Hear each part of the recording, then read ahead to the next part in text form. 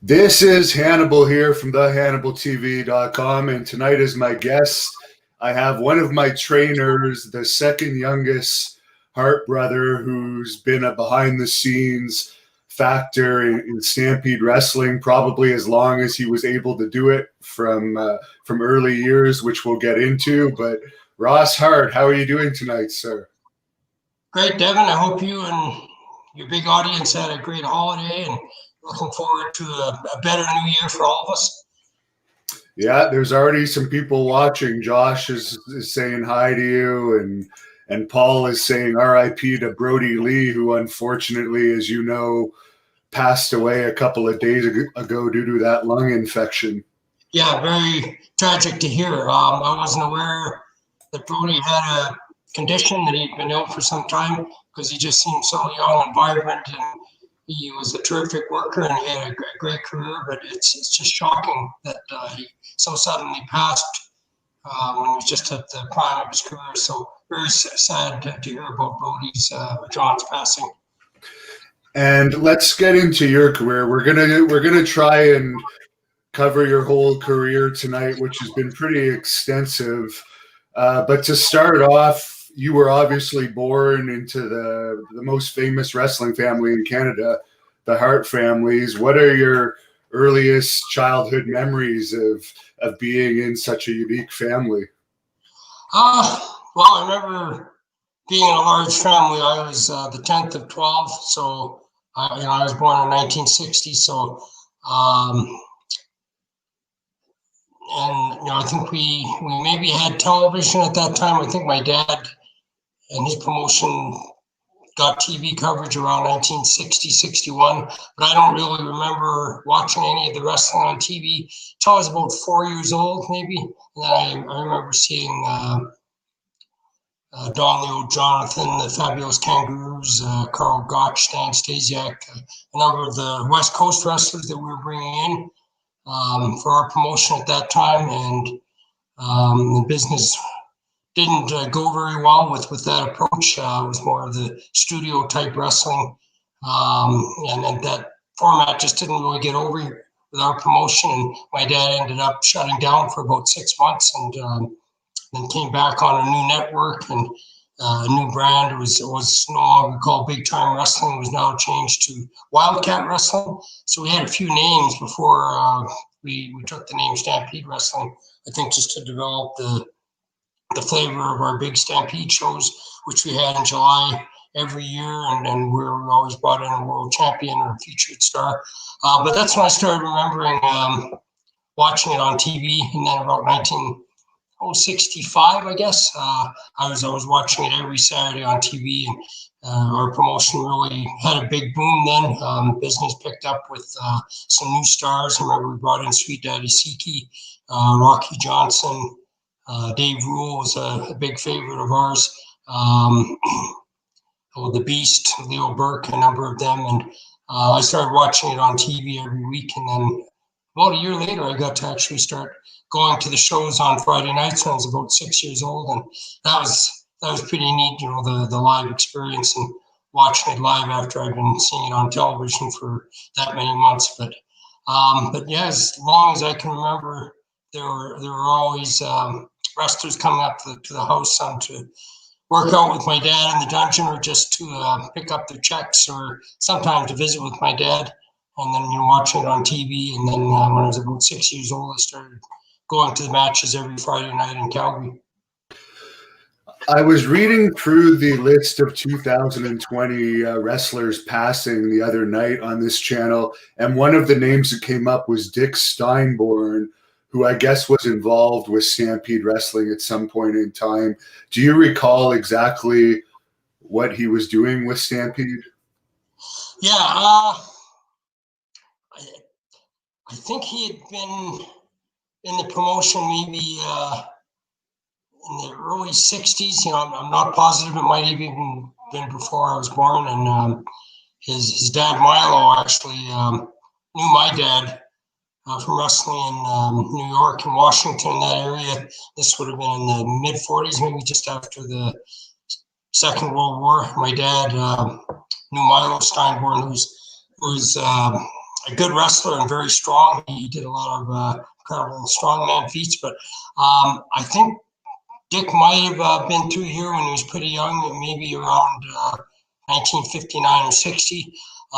But then he had a longer stay when he came back here. I think it was 1979, the winter of '79. My brothers Brett and Smith, who had been in Puerto Rico about 8 months earlier, had met Dick, and Dick was working for Carlos Colon's promotion, Capital Sports, I think it was called then, and he impressed Smith especially, just as a really good idea man, and how someone could develop talent and create some storylines. He'd worked in a lot of promotions, Dick. He'd worked all over the South, and he's learned a lot from his dad, obviously, as well. But Smith sold my dad on bringing Dick in as a booker for us, and he came in 1979. It was kind of a transitional period for my dad, and my brother Keith had been a booker, but previously, a year or two before that. But at this stage, he was still finishing his university and working toward his teaching degree, so he didn't want that position anymore. And I think Bruce had been over in Germany and touring there, and Brett had only been working maybe for about 6 months, so he really wasn't, I don't think, ready for that position, to be the booker and the developer of talent, all those things that go with that position of being a booker. So my dad brought in Dick, and he initially did well. He had some interesting concepts, but and he changed the format of our promotion somewhat, and he helped get a lot of guys over, including my brother Bruce and Jim Neidhart, who was just breaking in, I should say, sorry.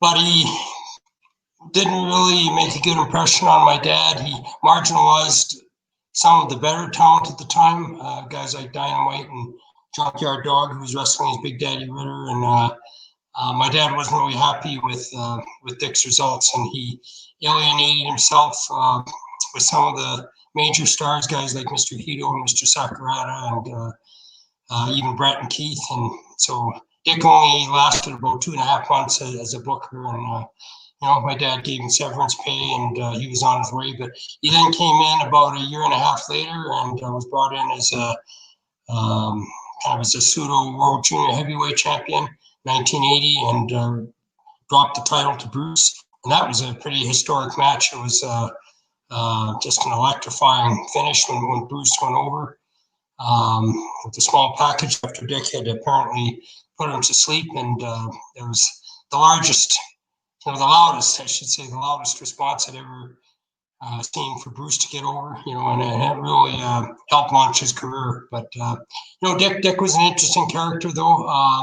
Had some good ideas, and, a decent worker, very smooth in the ring. But, some of his antics and behaviors outside the ring left a lot to be desired. So, I don't know if you really want me to go into that. I don't want this to be a character lynching on Dick Steinborn, but I can certainly go into that if you want. But those are my recollections of him coming up, 1979 and 1980, and he had some dealings with my brother Smith in Puerto Rico a few years later, which didn't go so well for either one of them. There's a fan on here, Blaine, that wants to know the craziest story you have about your dad stretching somebody.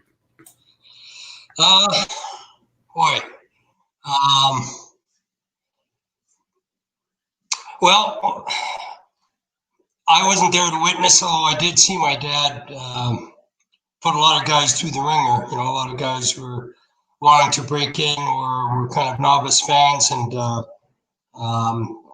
didn't know what wrestling was all about. My dad really wanted them to learn respect for the business, and he never let anybody off easy. If you went to a session with him, he would just maul you. He would double grapevine you. He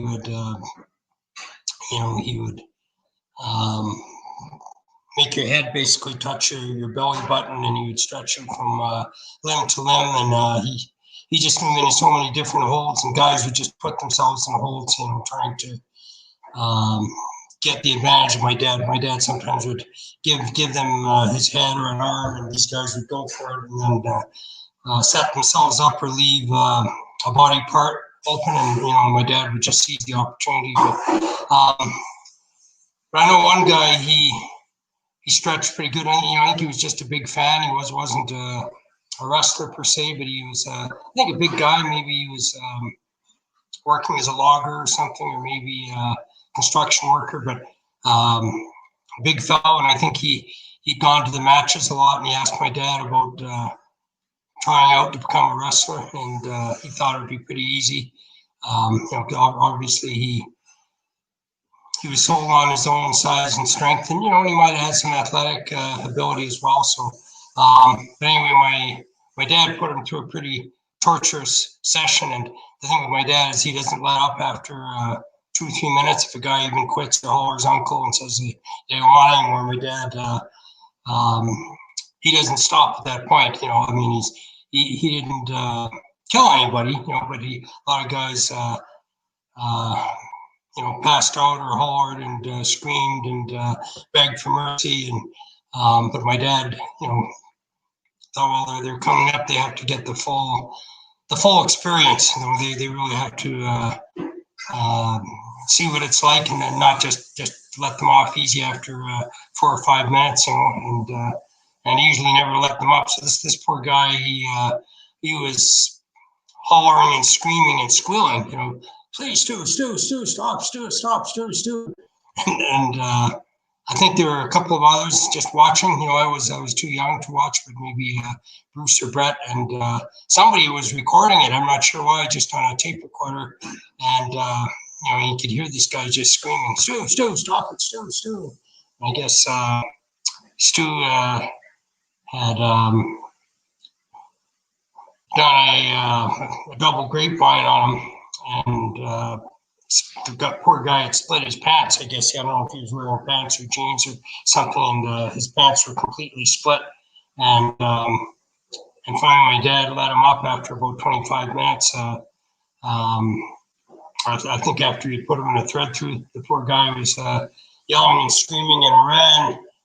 As soon as my dad let him up, I guess, to get some water, he just was yelling and screaming and ran for the gym door and ran outside. It was about -35 weather, and he didn't even have any winter clothes or anything. He just was running, and my dad couldn't get him to come back. I think after my dad finally retreated and headed upstairs and knew the guy wasn't coming back, the guy came and got his belongings and left. But he was that fearful of what my dad was doing to him. But I don't think he ever came back. But for my dad, he always wanted to test guys and see if they could tolerate it, and if they could withstand it. If they could, then he would invite them back for another session and another session. And he really was teaching these guys these moves as well. He not only wanted them to respect wrestling and not just see it as a bunch of phony stuntmen, or actors, but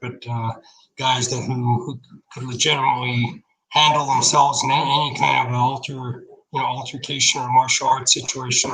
If these guys came back, for 2 or 3 sessions, then my dad would start kind of harmonizing more mat wrestling and professional wrestling, and teaching these guys that. But if they survived the dungeon for 4 or 5 grueling sessions and my dad's submission wrestling, then that to me was an indication to my dad these guys had some shit to them, and you would invite them to come back, and then some of them did break in. Some of them turned out to be pretty good workers. Archie Gouldie was probably one of the best ones, although his initial sessions with my dad didn't go well. He got stretched and mauled by my dad so badly that I think the first or second session he stormed out of the gym and cursed and screamed and said, and just thought my dad had humiliated him and punished him for no reason, and he left. he I think went to Kansas City and kind of broke in there, and then didn't come back for about 2 years, and then he came back to and then said to my dad, I've grown up a lot, I've matured a lot. I want a second chance, you know. I left here thinking that wrestling was easy to get into, and you know, I think he had maybe dealt with some other promoters and workers, you know, that kind of took advantage of him because he was green, even though he had a lot of size, and he came back and he was a lot more humble than the first time when he worked out with my dad. And you know, my dad then kind of patiently took him under his wing and then broke him in, and Archie had a better start, but. You know, for those that survived and hung on and endured, you know, that was their ticket to break into the business. And say this, my dad, he never charged anybody. He never ran a wrestling school. He never wanted to make money. You know, that wasn't his idea. He really just wanted to teach wrestling to those who wanted to learn it. And if you really wanted to break into the business, and you could endure those first 3 or 4 sessions with him and earn my dad's respect, then you had a good shot at it. I've heard Ron Fuller and Kevin Sullivan speculate that Archie Gouldie may have been bipolar, undiagnosed with some of his behavior. Do you think that could have been possible? Quite possible, yeah. I know he's temperamental, Archie, boy, and when things didn't go right, you know, and sometimes the littlest things could set him off. Yeah, he could just fly the coop and leave the territory with no notice, and you know, he had issues with certain guys that he worked with in the ring, and for some promoters as well. I think Calgary was always his home base, and he would always come back to my dad if he got pissed off and left Florida or Texas or Kansas City. You know, I think he kind of had run-ins with different promoters and bookers. You know, sometimes over money, sometimes how his matches went. You know, he was a very intense performer. You know, he gave 100% every match, and but he's very intense and very high strung. So you know, I know back then we didn't really diagnose ADHD or bipolar conditions, so it's hard for me to really speculate if that was the case with Archie, but perhaps certainly you know, very short temper, you know, very easily triggered, you know, and sometimes you couldn't rein Archie back in, you know, if he was pissed off about a match or his working conditions. You know, usually he never was upset about money because he was always very well paid here. But you know, if he was upset about the booking or the guys that he had worked with, you know, sometimes he'd be long gone, you know, and that would be it, you know, and he'd be off to another promotion or territory. And, you know, that seemed to be his MO just about every place where he worked. And yet he made a lot of money and he made promoters a lot of money, you know, but yeah, he certainly had some baggage. Now, you mentioned how your father would stretch people, and I know even when you and Bruce took over, you might not have stretched us as much, but you put us through a lot of punishment with the chops and a lot of bumping during the practices, and sometimes Stu would still come down and put moves on people. But do you think that's missing today in wrestling? It's almost too easy, and now we see some of these magical exploding bomb matches and these social distancing matches that kind of just make wrestling look like a joke. Yeah, you know, for my dad, he wanted guys to go through some kind of initiation, you know, just so they couldn't get into wrestling that easily. They had to earn the respect of promoters and bookers. You know, and in my dad's eyes, if you're a wrestler and you can't handle some guy in a bar, you know, or you know, a parking lot, or you know, even if Mark jumped into the ring and attacked a wrestler, then you really shouldn't be in the ring, you know. And my dad really wanted to develop toughness in these guys so they could use it in their own self-defense. But yeah, you know, when Bruce and I ran the training camp, there wasn't as much of an emphasis on the submission wrestling.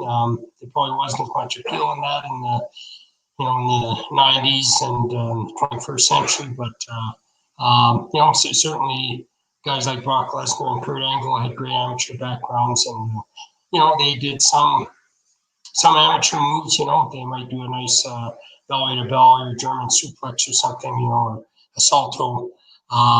But there certainly wasn't as much emphasis on the submission and amateur wrestling or even the chain wrestling.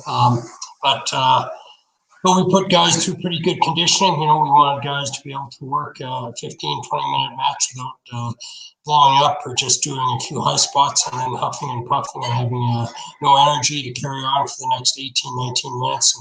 And, it's definitely a problem with a lot of the matches today, even though you need a few fast spots at the beginning to excite our fans. I think our fans want to see more action and moves off the rope, off the ropes in the first few minutes. But it's becoming too many high spots, even in the first few minutes, and then they can't follow it with anything. After you've already seen somebody do a moonsault or a hurricane rana in the first few minutes of the match, how do you follow that? How do you top that? And a lot of these guys are huffing and puffing, and they have no conditioning, after 4 or 5 minutes because they've already, they've already blown up. They've already blown their wad on a few spots that they could have paced themselves for and saved for later in the match. So it certainly concerns me about the conditioning of wrestlers, when they can't go 19 or 20 minutes.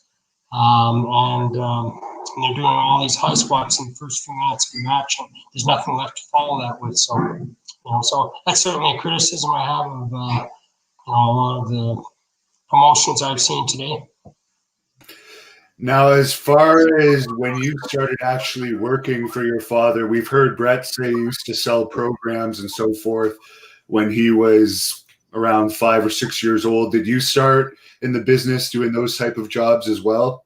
Yeah, I think when I was about maybe 6, 7 years old, I think when I was basically able to do some arithmetic, basically, and adding and subtracting in my head, to make change.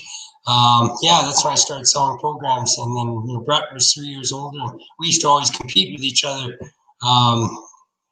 He'd be in one spot selling programs, and I'd be in another spot, and then we weren't allowed to invade the other's area or territory. So there were sort of routes or areas where you could sell programs, and if you kind of invaded the other's area or spot, then the other would try to run you off. Of course, I was 3 years younger than Brett, so if I was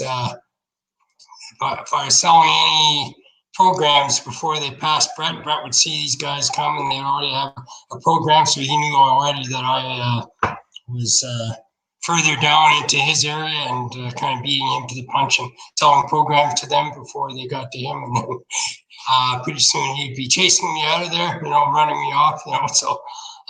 But yeah, that's what we did to make a little extra money and, kind of fill our time before the matches started. Usually the matches started about 8:30, so we would sell programs for a few hours, and then we had enough money usually to buy our own drink or refreshment and then watch matches. So, and then from there we kind of elevated to selling tickets at the door. And I didn't work as a doorman, but most of my other brothers did. And they used to deal with all the drunks and some of the wannabe wrestler fans. Guys that had obviously had too much to drink, but they thought they might want to try one of the wrestlers on, and I assault one of them in the ring or outside the ring.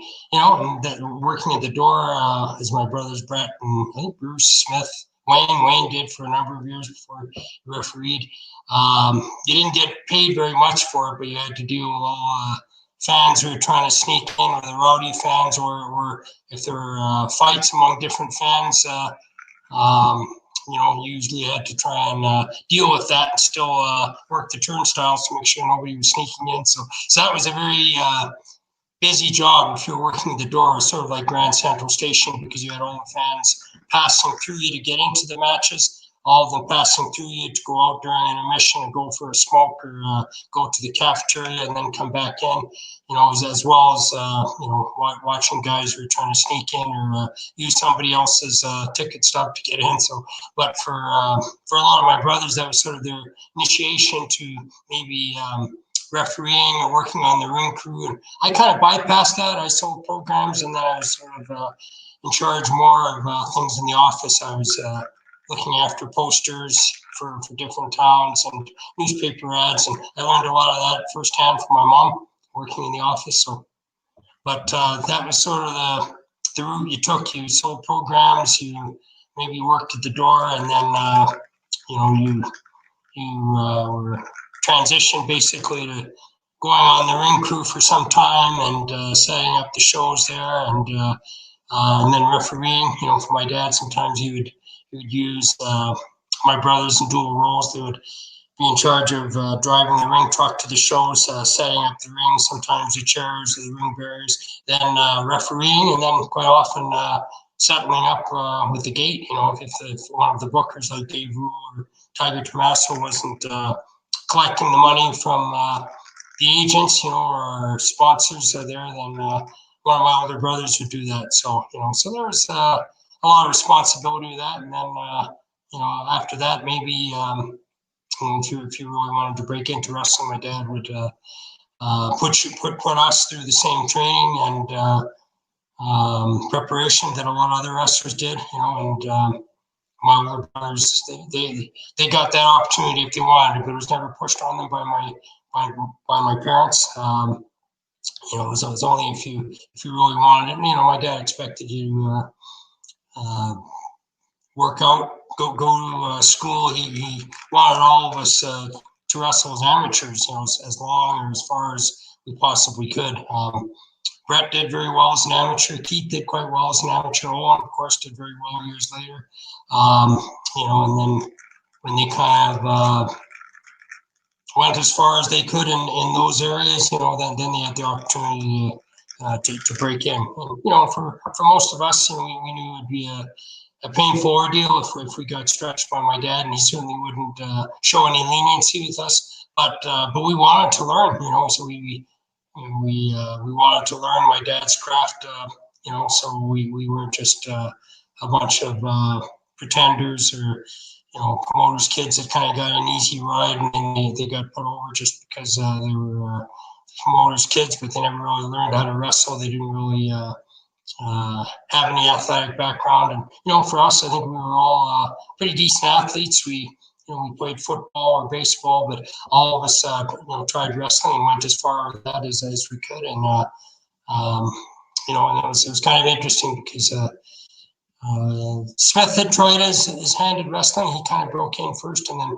Bruce and Keith had pretty good success with it. And then Brett, had the biggest size, and he had a pretty decent amateur career. Had wrestled for Mount Royal University and won a couple of provincial championships. And then he broke in 1978, and I think he just thought there was maybe an opportunity. He was going to go to art school, but that's a different story altogether. But by that time, my dad didn't really have as much time to train Brett or teach him, even though he'd had some sessions in the dungeon with him. So he kind of asked Mr. Hito and Mr. Sakurata, both who passed away, but were two of the toughest but best workers out of Japan and really knew the American style well. But he asked them if they could teach my brother Brett, and they did. And I think they worked out with them for a couple of months, and I don't think he even thought he was ready, but sometimes that happens. There's an opportunity when another wrestler didn't show up or make a show, and Brett, who had been refereeing for a while, all of a sudden was thrown into the ring and just picked it up so naturally and had some great matches, and then wrestled on the road for a while. Before he wrestled in Calgary, Edmonton, he was working in some of the spot shows and the smaller shows in Alberta, and picked it up very well. And then ended up going to Puerto Rico with my brother Smith. And that was kind of interesting trip. Neither one of them made much money there, but that's where they first ran into Dick Steinborn. But they ran into a lot of pretty decent workers. They ran into the Funks and Mil Mascaras. They met Bruno Sammartino. This was like in 1978, and Puerto Rico was a real hotbed for wrestling at that time. And then Brett got over very well, and then after Brett, Owen, a few years later, after he excelled in an amateur wrestling career and wrestled for the UFC, and I think Brett had qualified for the Olympics. Had wrestled in several Alberta and Western Canadian championships, and always placed second or third. But and for Owen, it was an interesting story too, how he got into wrestling. But I think he was just going to do it as a part-time thing, just kind of in the off season while he was going to university, and he was going to get his teaching degree. And I think this was around 1985, and he'd dabbled a little bit in some spot shows and worked under a mask, so he didn't reveal his last name as a Hart, because there were too many Harts working for the promotion at the time. But Owen just picked it up so well, and Owen was just so gifted. He had tremendous agility and some gymnastic and aerial maneuvers, and he had a chance to watch guys like Tiger Mask and Dynamite and Davey, and learned a lot from them, but incorporated his own moves as well. And Owen had a very successful run, but I don't think it was his intention to make a career out of wrestling. But when he did so well with it, and he had the talent and flair for it, and he saw the opportunity, he could make some really good money. He just kind of stuck with it. And I think most of my brothers made my dad proud. They were all pretty good performers, and all had different styles, different strengths and unique traits, and and they all had different followings and got over very well. Even though I think Brett and Owen probably get the most credit, and they had the most longevity and the most international acclaim, because they were able to work in Japan and Germany and Australia and New Zealand and Australia, and I think I mentioned that already, and the States. And so, Owen and Brett probably get the most credit, but Bruce and Keith had very successful careers in their own right, too. Now, this is a little more on the topic of the Hart House itself. A few people have asked on here, what's your opinion on the rumors that it was haunted, and also who bought the house and what's the status of the house today? Well, the house was never haunted. I think that kind of blends in with the horror image of the dungeon, which is a name that we picked up many years later. I think when the WWE had really launched Brett and Jim's careers, they came up with this name, I guess, of the dungeon, which is sort of like the torture chamber, where guys worked out and quite often left black and blue, or very much scarred, by my dad in some pretty tough sessions. But there was never any never any indication that there was the house was haunted. There's some strange things that went on there, especially with 12 kids. But there's also some silly rumors that it was crematorium, and that we buried people there, and that certainly wasn't the case at all. But it was it was a big house. It had over 20 rooms in it, and it was 5 stories. But the house got its biggest notoriety, though, for the dungeon, which was where my dad's workshop, so to speak, where he helped guys develop their craft. And for my dad, that was his escape, from the business and sometimes the family, and having to raise 12 kids, and we could go down there and have a workout, and then spar with some guys, or teach some guys how to wrestle. That's where he was in his element. He really enjoyed his time there. But the house kind of fell apart, in the in the 90s, I guess we had different people that were staying up there, and my parents were aging out somewhat, and it was really hard to maintain the place. It was built in 2005, so it was almost 100 years old.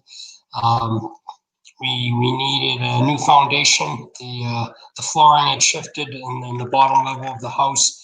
We needed a new septic tank for running water, and just after so many years, of different people there, and cats and dogs, the house needed a kind of a remake, and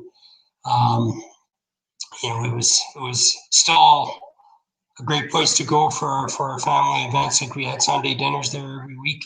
But the house had gone through a lot of wear and tear. And when my mom passed away in 2001, and then my dad a few years later, we decided to sell the house. It was in the best interest of everybody. Not all of us were in agreement on what should be done with the house, and certainly certain family members had exploited or taken advantage of the house, or used it for their own advantage, I guess. And it was getting to the point where the house was just sort of a drop-in center for some people. I mean, not even wrestling fans, but just friends of acquaintances, and it was a concern to the family that the house was falling apart, and there were too many parties up there, too many people just going up there to crash and hang out. So, and yet, because we weren't all in agreement on what should be done with the house, because there could have been so many possibilities. They could have made that a wrestling museum or a historical site, but because we were in disagreement on a lot of things, especially after my brother Owen's death, and the family was somewhat divided about his passing, and holding the WWE accountable for Owen's death. That was kind of a turning point with the family, and my parents knew there was no way they could just pass on the house or divide it up among 10 kids that still lived, so they decided it would be best to sell it. And when my dad passed away in 2003, we agreed to sell the house. And it was unfortunate, because I wish it could have stayed in the family, and we could have done so much more with it. I don't even think we sold it for as much as we could. I think we sold it for a little less than $2 million, and there was 2.5 acres of prime land there as well. But the house needed so much restoration and so many repairs, and new floorings, new ceilings, new plumbing, and I think it probably cost probably a few $100,000 for the guys who bought it, who were developers themselves, to fix a lot of the repairs, and it was unfortunate we couldn't have hung on to it, but it's traded. It's changed hands since then. The fellow that bought it, I guess, in 2004. I think he sold it about 3 years ago to another group of developers. He couldn't get the zoning, to build like 20 high-rise deluxe condos, because the neighbors didn't want that, and it exceeded the building codes and the height restrictions that a lot of the other homes in that area of the city were adhering to. So they went through about three different groups of developers who just said, we can't make any money on this project. We can't build enough high-end condos to make enough for our investment. And it's interesting, because the house was sold about 15 years ago, and it's still pretty much intact. The yard, the landscape, the driveways, nothing's been built there. Nothing's changed there at all. And I think this new group that bought the house a few years ago, they're putting a bid in with the city now to come up with some zoning plan that's acceptable. But one of the conditions is that the house has to remain a historical site, and they can't demolish the house. Those are set conditions, that the house always has to remain there, and any construction or development or building has to be on the existing yard, around the house and in front. But the house itself can't be torn down, which is a relief. It's one of the few landmarks left in the city, and it should remain there. Now, I understand at one point in time during the 80s, you were in charge of filming the Stampede Wrestling events as well as editing them. How did you learn how to do that and get your job doing that from your parents? I think I started when I was about 19. I think I was about 20. It was 1980, and my dad had kind of relied on different technicians or editors from the TV network, was Global Television, and I think he'd become somewhat disenchanted with them. Sometimes they would edit a big part of an angle or a really powerful interview out just sometimes to save time. And my dad became pretty frustrated with them, and he was paying these guys a lot of money. He was paying them union salaries. Part of the problem is we would film the show that night, and then we had to edit it and have it ready for viewing the next day. We didn't have like several days to do pre-production work or do all the fancy editing and pyro, in the studio, because we had to have it ready basically, 10 hours later. And this would be Friday night, when everyone's pretty exhausted, after you've done a live show and done all your promos, and then you have to go to the TV studio quite often, like at 12 or 1 o'clock, and then have the show ready, to air, about 10 hours later. And it would air in Calgary and Edmonton and Red Deer, some of the closer vicinities, the same day. But then cities like Edmonton and then Regina and Saskatoon, other places, they would see the show like a week later. We would just ship the show usually, it was at first it was 16 millimeter, 3/4 inch, and then I think eventually a 1 inch type format years later, and then beta. But it would always be usually like a week delayed telecast in those other cities, because we would just ship the show then, and usually then it took 2-3 days sometimes to ship a show. It wasn't like the FedEx or Purolator shipment, where you can get things shipped in 1 day, or 24 hours. So, so my dad thought that I would fit the role well. I was doing a lot of stuff and a lot of stuff behind the scenes. I was basically coming up with the television format of the show already, like the TV script for like a 48-minute show, and I was doing that already. I kind of learned that from working with a few of my older brothers and different bookers and agents.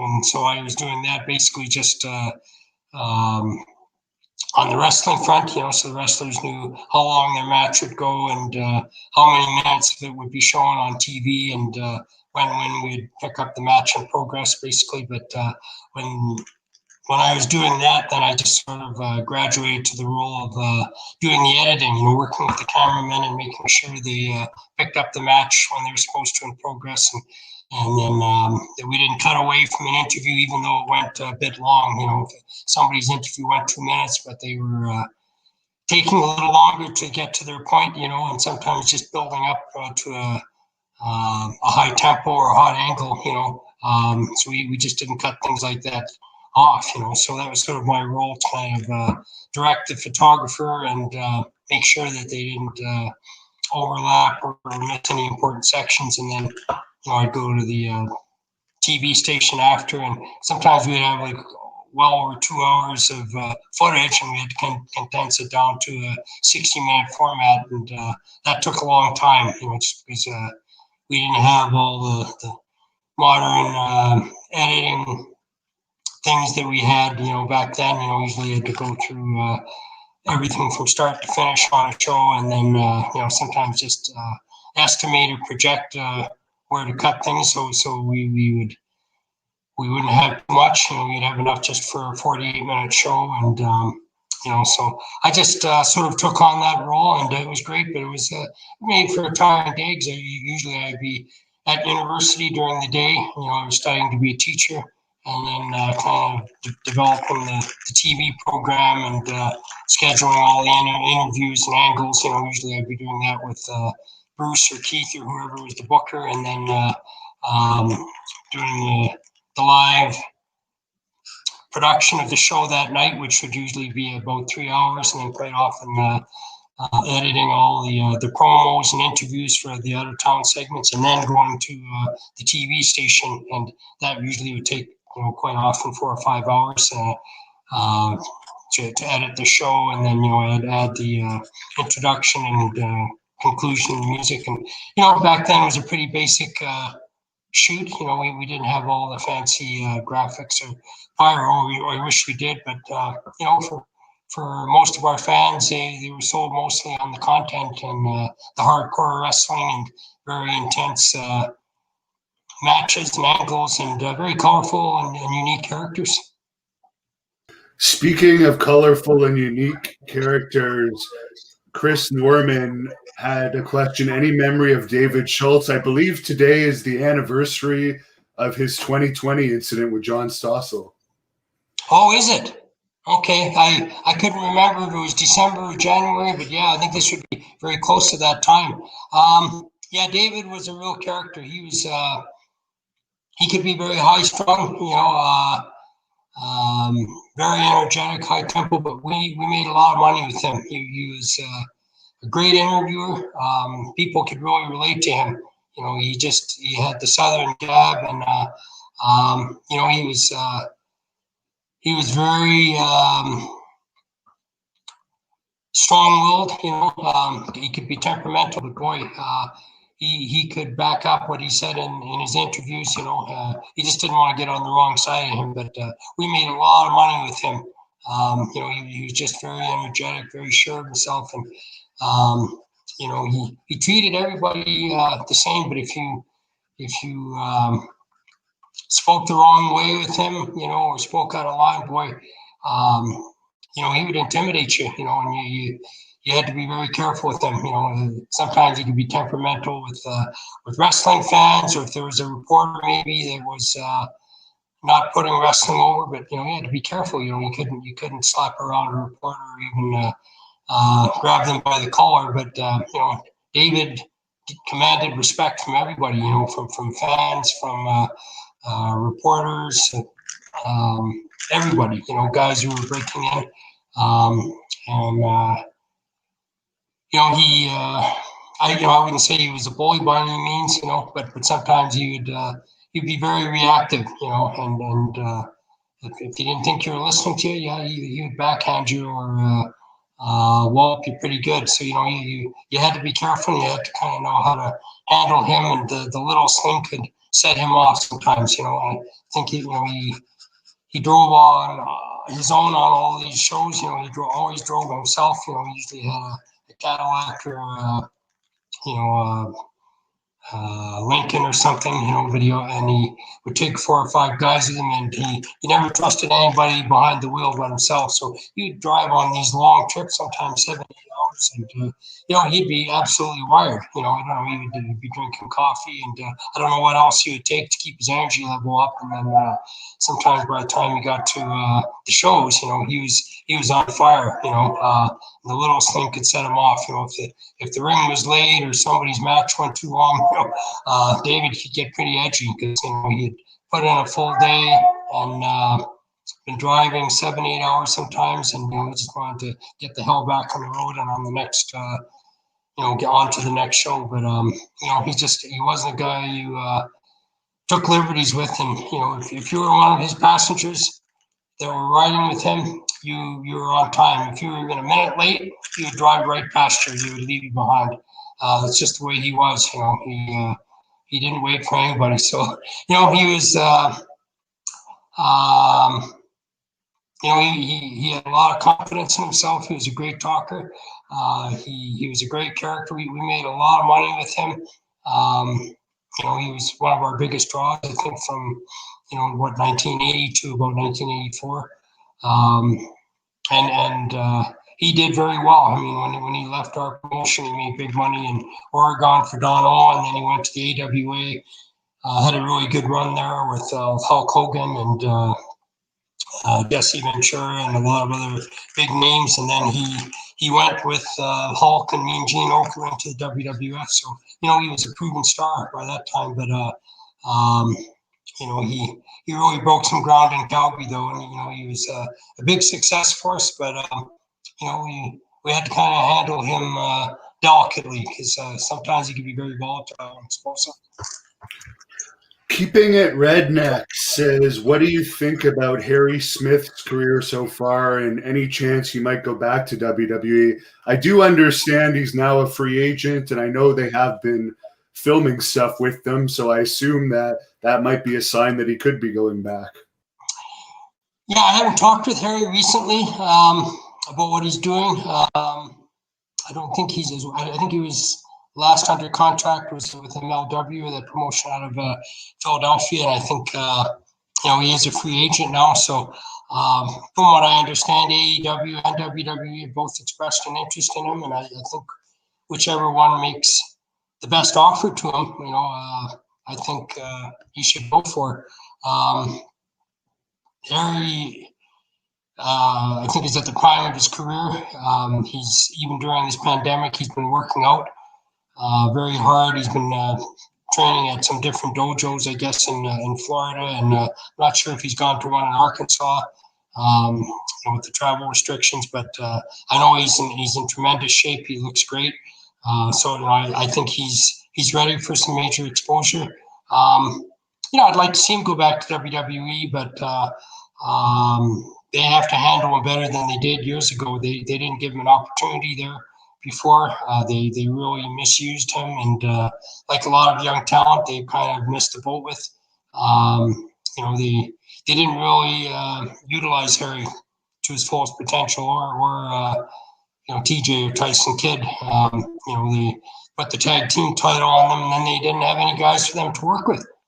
They killed off the tag team division, and they had them beat, I think, Big Show and The Miz, like a pretty formidable team, and then they had nobody for them to work with. They had no other teams. They split Crime Time up, and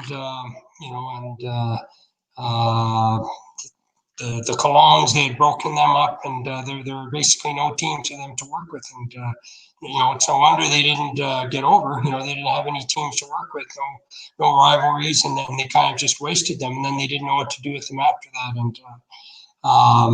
And Harry was just sort of on the sidelines there for a better part of a year or two. While he was making his guarantee, he was missing out on a lot of the pay-per-views and better matches just because they didn't have a role or a program in mind for him. And it was so unfortunate because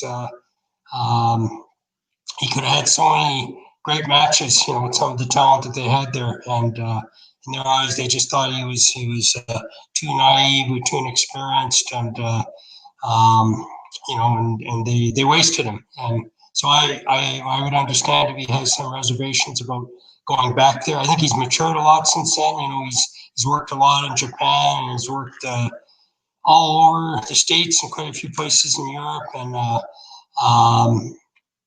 he's really transitioned. He has more of a UFC style. He can do a lot of the submission wrestling and grappling, and he's worked out with guys like Billy Robinson as well, before he passed away, and trained with guys in the dojo in Japan. So I could see Harry fitting in very well with a lot of guys from both promotions. I think he could have great matches with. Kurt Angle's retired now, but he could certainly have great matches with Drew McIntyre, Roman Reigns. Daniel Bryan, if he's still competing, although I heard he might be contemplating retirement. But he can also have great matches with guys like Cody Rhodes in AEW as well. So so I think he might be a little more established in WWE, and that's where his dad did so well with the British Bulldogs, and they could certainly market him as Davey's son. That's something they failed to do before. But if they are inducting Davey into their Hall of Fame, I think they were supposed to be last year, and from what I understand, or I could be mistaken, a lot of the inductees from last year are going to be honored at the next WrestleMania in the spring of 2021. Hopefully, there will be a live event there.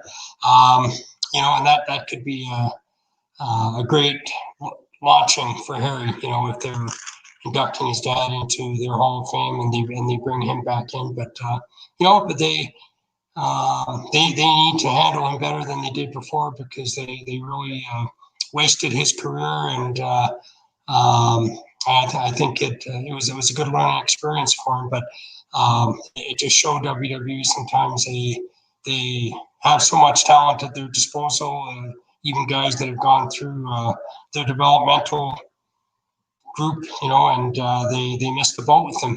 They give them the wrong role, or put them in a tag team that doesn't make any sense, or and then they just give up on a lot of their young talent. So I think there's certainly an opportunity there at WWE, but I'd want some assurances that they handled me a lot better, and I think for Harry, let him have control over his own role and character, and let him go with it, and I think he'd do very good business for them. And they actually need him a lot more now than they did when he first signed as well. And he is the champion of our company up here in Canada, Great North Wrestling. He's the Hannibal TV heavyweight champion right now, and I'm very proud of that. One thing I wanted to ask you about with Harry, the one thing about his WWE run that absolutely disgusted me was that thing that they did with him in JBL. I was just wondering what you thought about that situation. Yeah, I was really appalled at that. I think that was Vince McMahon's way of maybe putting Harry in his place, figuring that he hadn't paid his dues and that he wasn't being respectful enough with the more experienced guys.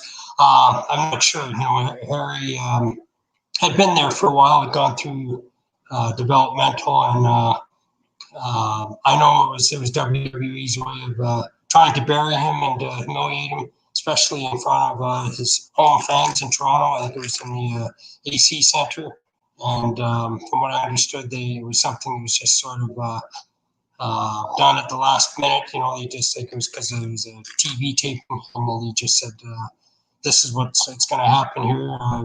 From what I understood, JBL was going to come in and confront him about his father Davey, and and then sort of attack him. And to me, it was so contrived and far fetched, and yet Harry wasn't even allowed to defend himself. He was supposed to be there just to get his ass kicked, basically, and it just seemed to be Vince's way of putting younger guys in their place, and I was very upset with that. In a real life situation, I don't think JBL would have lasted 2 minutes with Harry. Which is even more galling. And I mean, and he has his own reputation as a bully, and guys, someone that took liberty with a lot of the younger guys, breaking in and didn't like to sell for them. And I'm not sure what his intent was.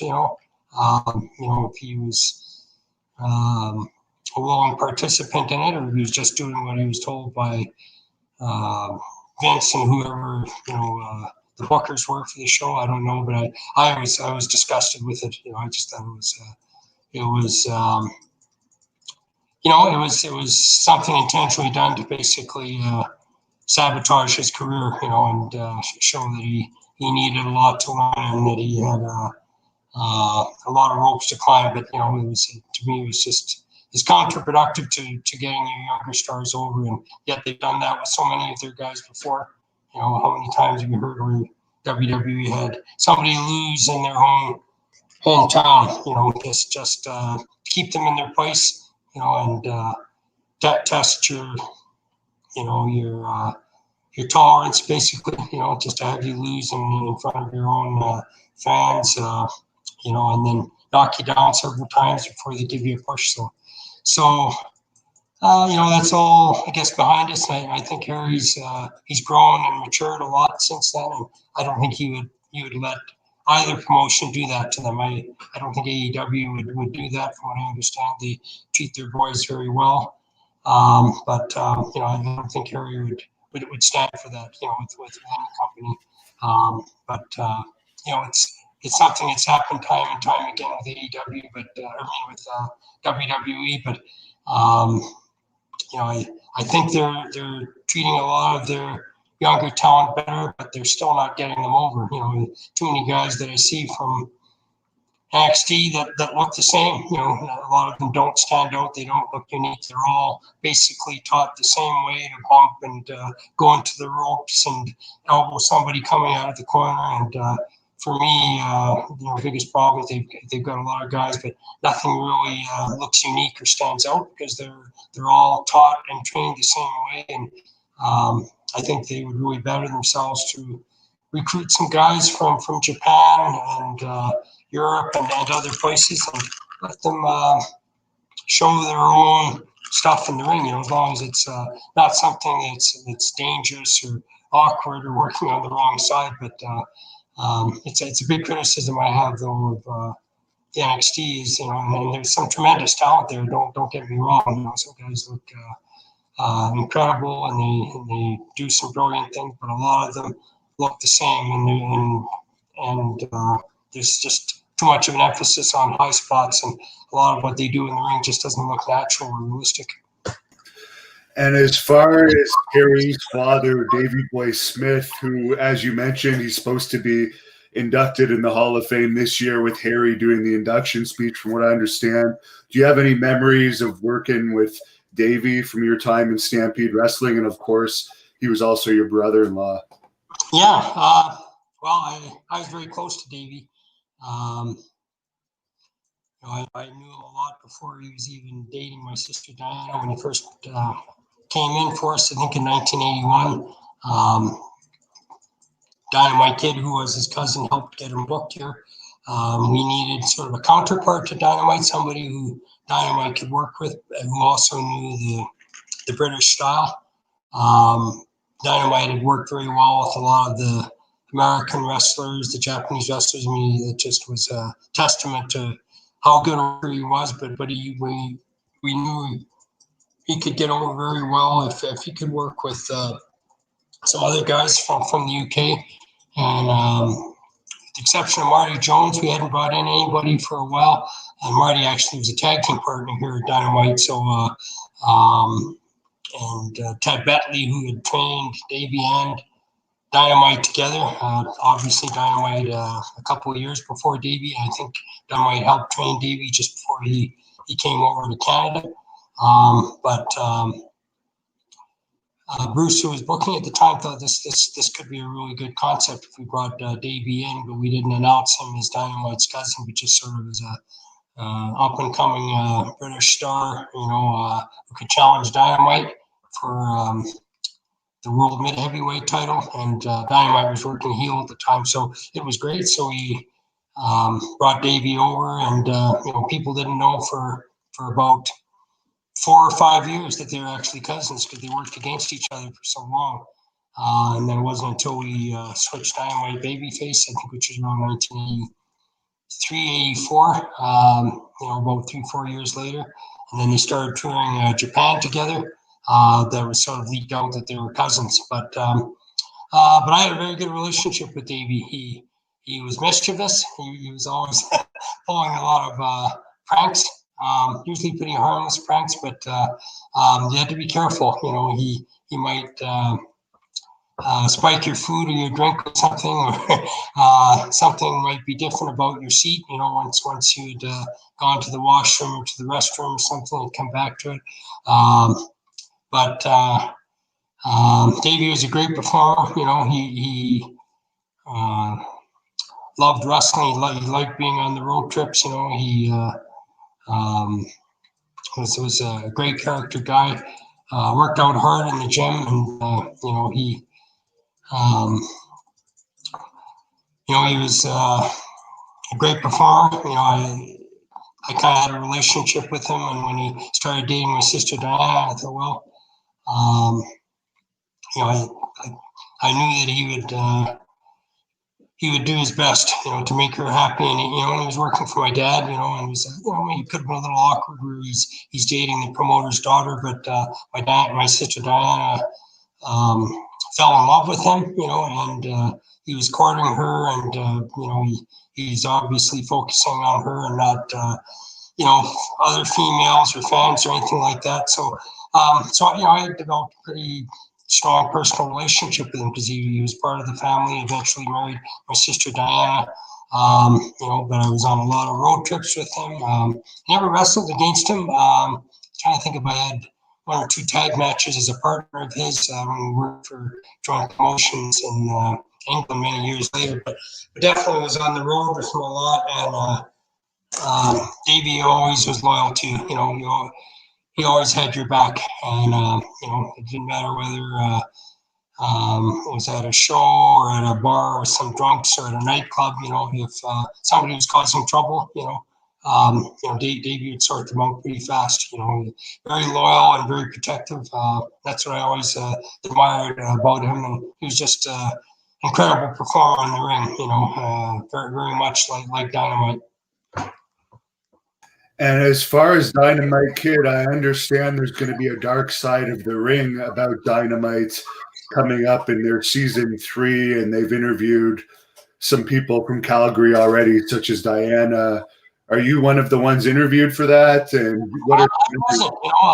I thought they might give me a call because I knew a lot about Dynamite. I did one with High Spot Productions a few years back, Evan. I don't know if you ever saw that one. It's a documentary on Dynamite, and they interviewed me at length for that one. And I believe that was the only live interview Dynamite ever did for a wrestling documentary. I believe that's the only one, although, I think he might have commented on Chris Benoit's death after he passed away. But that one that I had done with High Spot Productions, I did a pretty extensive interview about Dynamite, and because I knew Dynamite very well, when he first came in and worked for us in '78, and I knew him as a friend. He's a great worker, someone who worked in the office somewhat, in his last years with us, I guess, after he left the WWE, and that was probably not his most glorious period. That's when he'd been sidelined with his back injuries and other injuries and marital problems, and he went back to England a year or two after that. I think he went back in 1990 and never returned. But so I certainly knew Dynamite. I saw a lot of highs and lows with him. So I didn't do an interview with this Dark Side of the Ring group. For some reason they didn't contact me. Maybe they had enough other sources already. I know they interviewed Michelle, his ex-wife, and I think his daughter Bronwyn. So I think they would have given pretty moving testimony about him.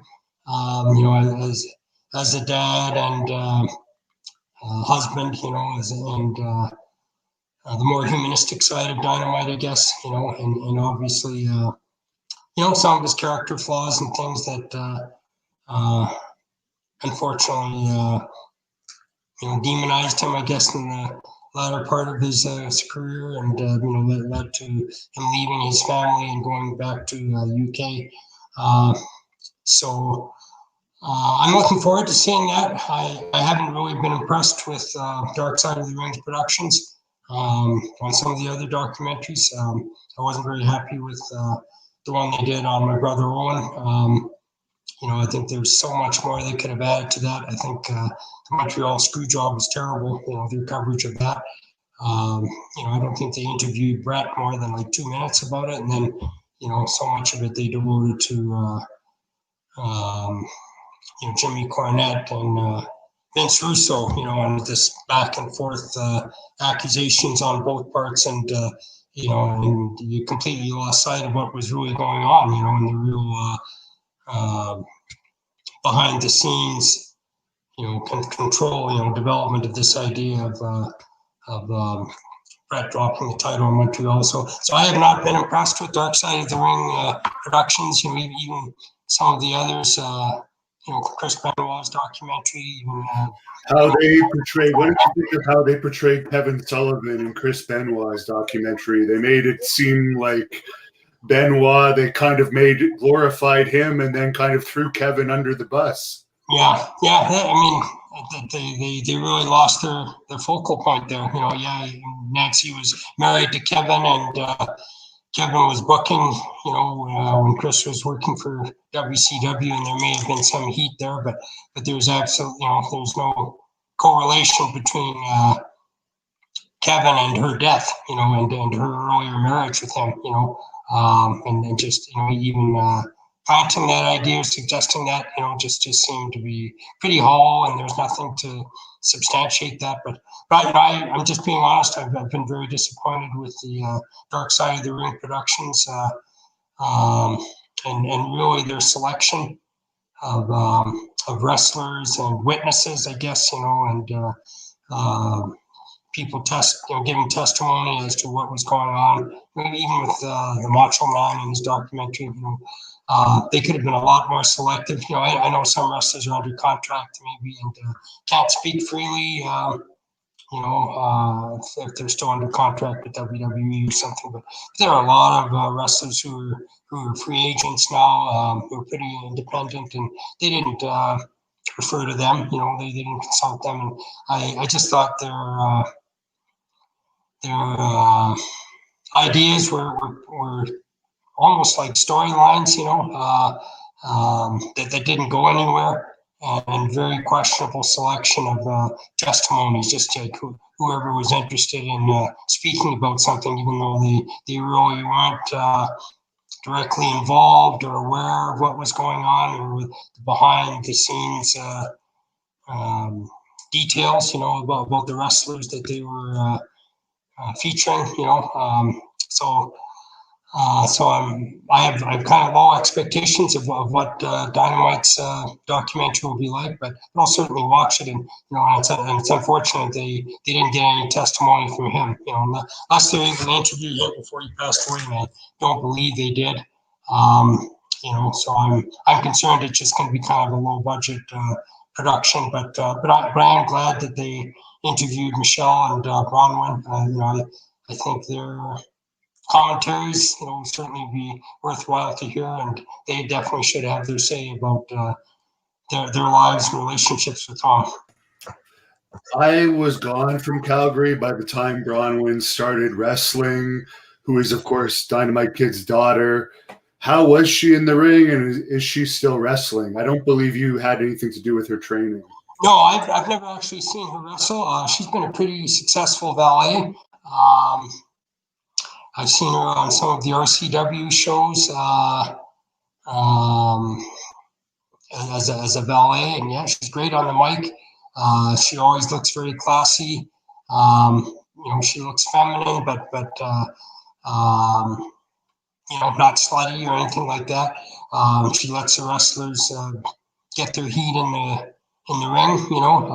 She's not trying to be overly involved, but she plays her part plays her part well, as a valet. I haven't seen her recently, I think just because of the pandemic and no shows in almost a year here.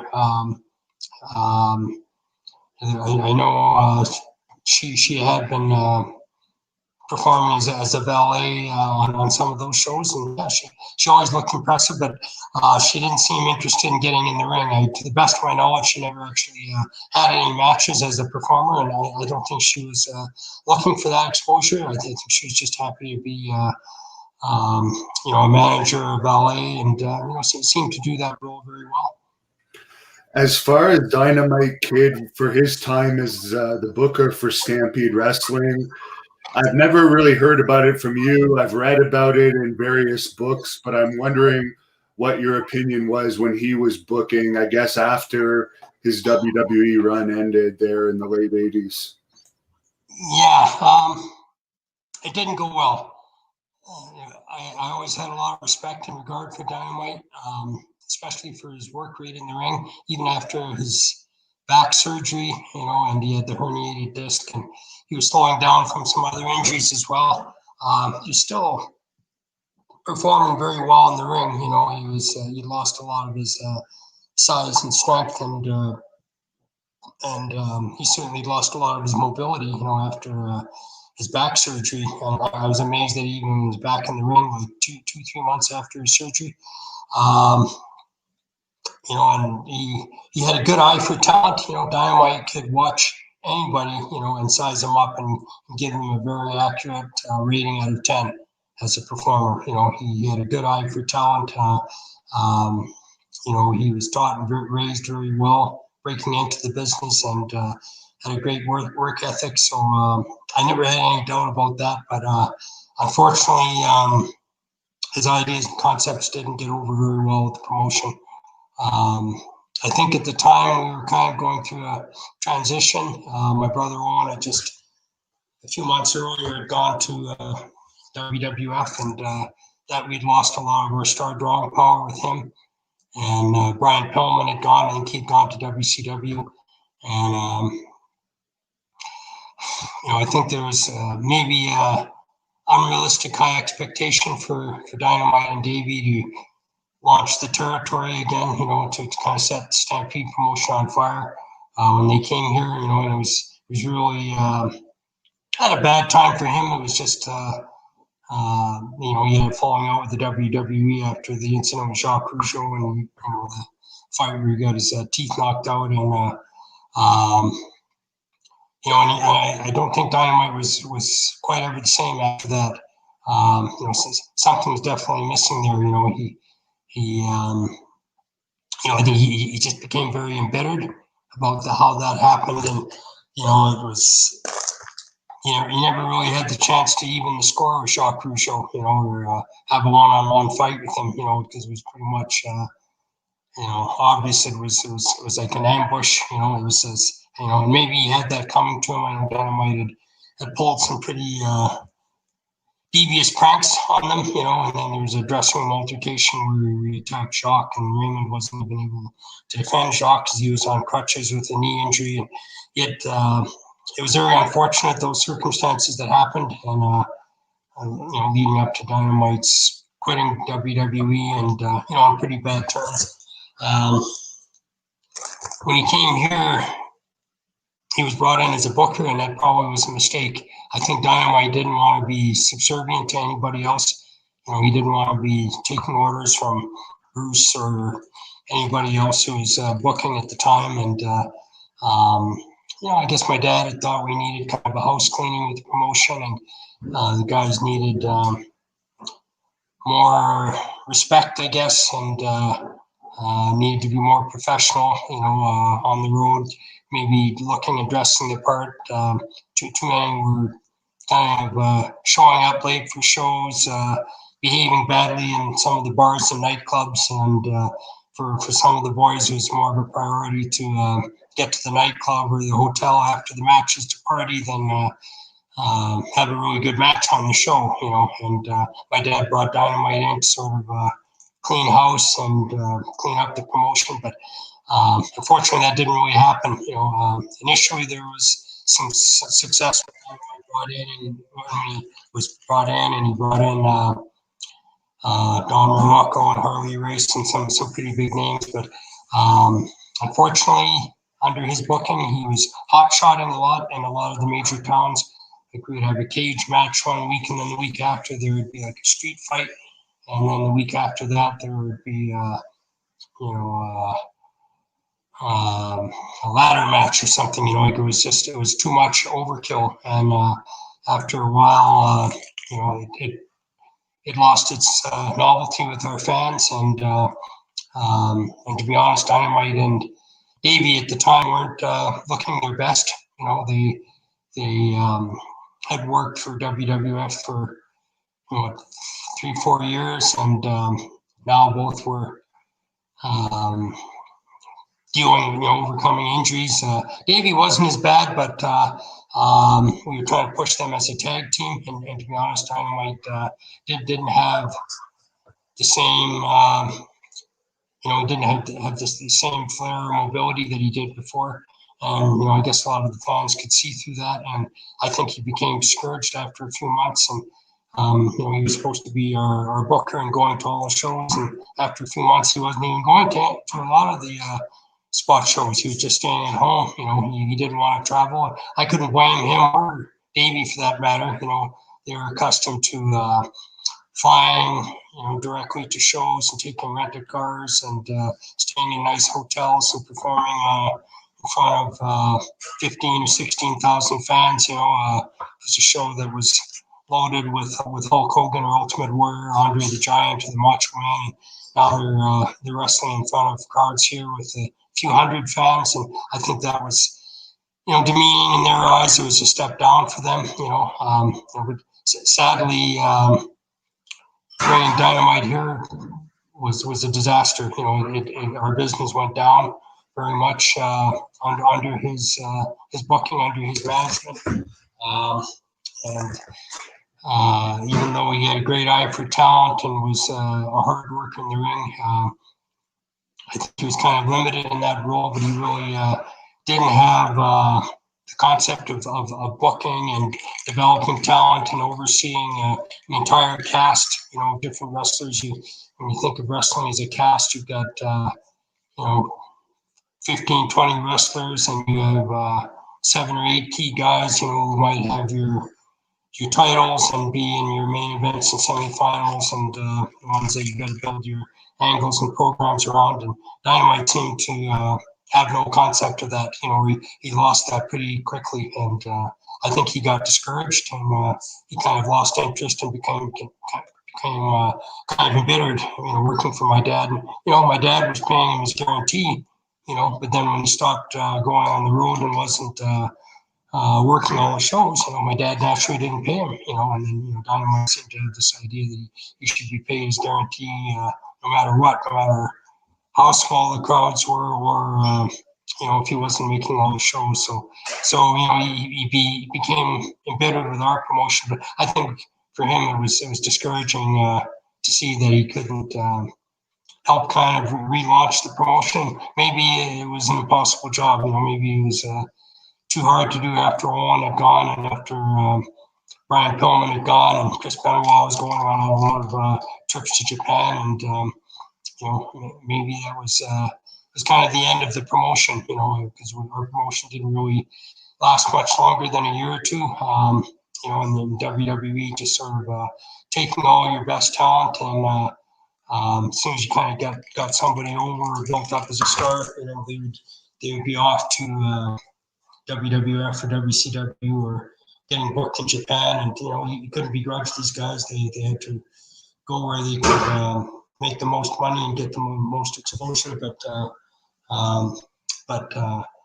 unfortunately, Dynamite's tenure here as a booker didn't go well, and it kind of led to the promotion going under. I don't blame him single-handedly for it, but when he was brought back, he shouldn't have been as a booker. We should have just capitalized on his ring talent and his image from before, and used that to the best of our ability. And I think it gave him too much responsibility and area for blame. When the crowds went down and his business deteriorated.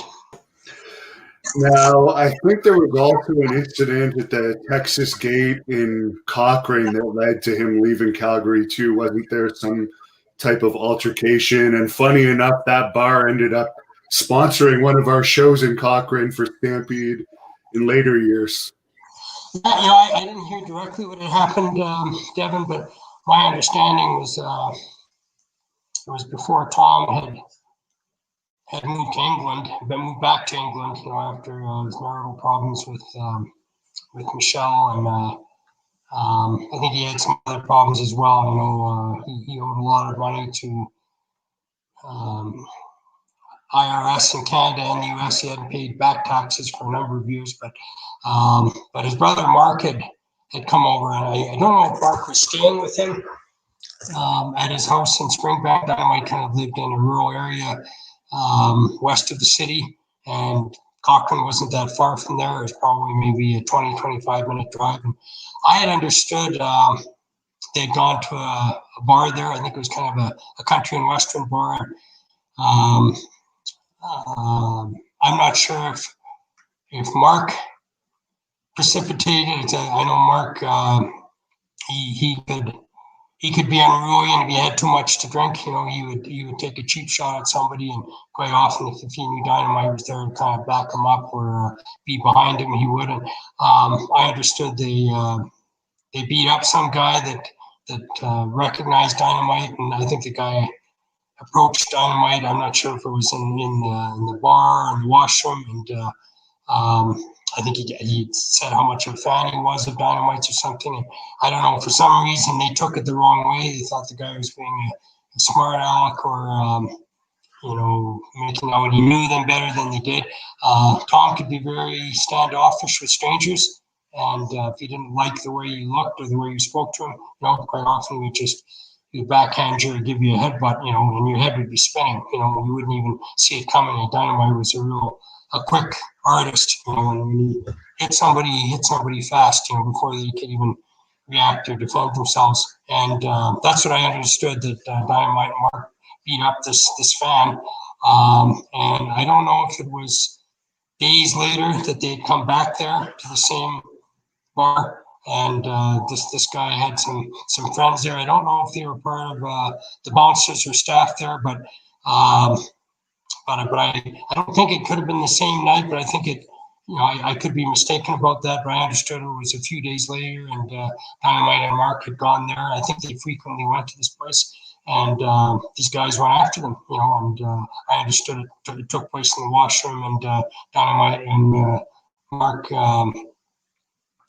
got their asses kicked. I don't know if they had been heavily drinking, if they were even really prepared to defend themselves, because Dynamite was pretty formidable, and he didn't go back, he didn't go down easily.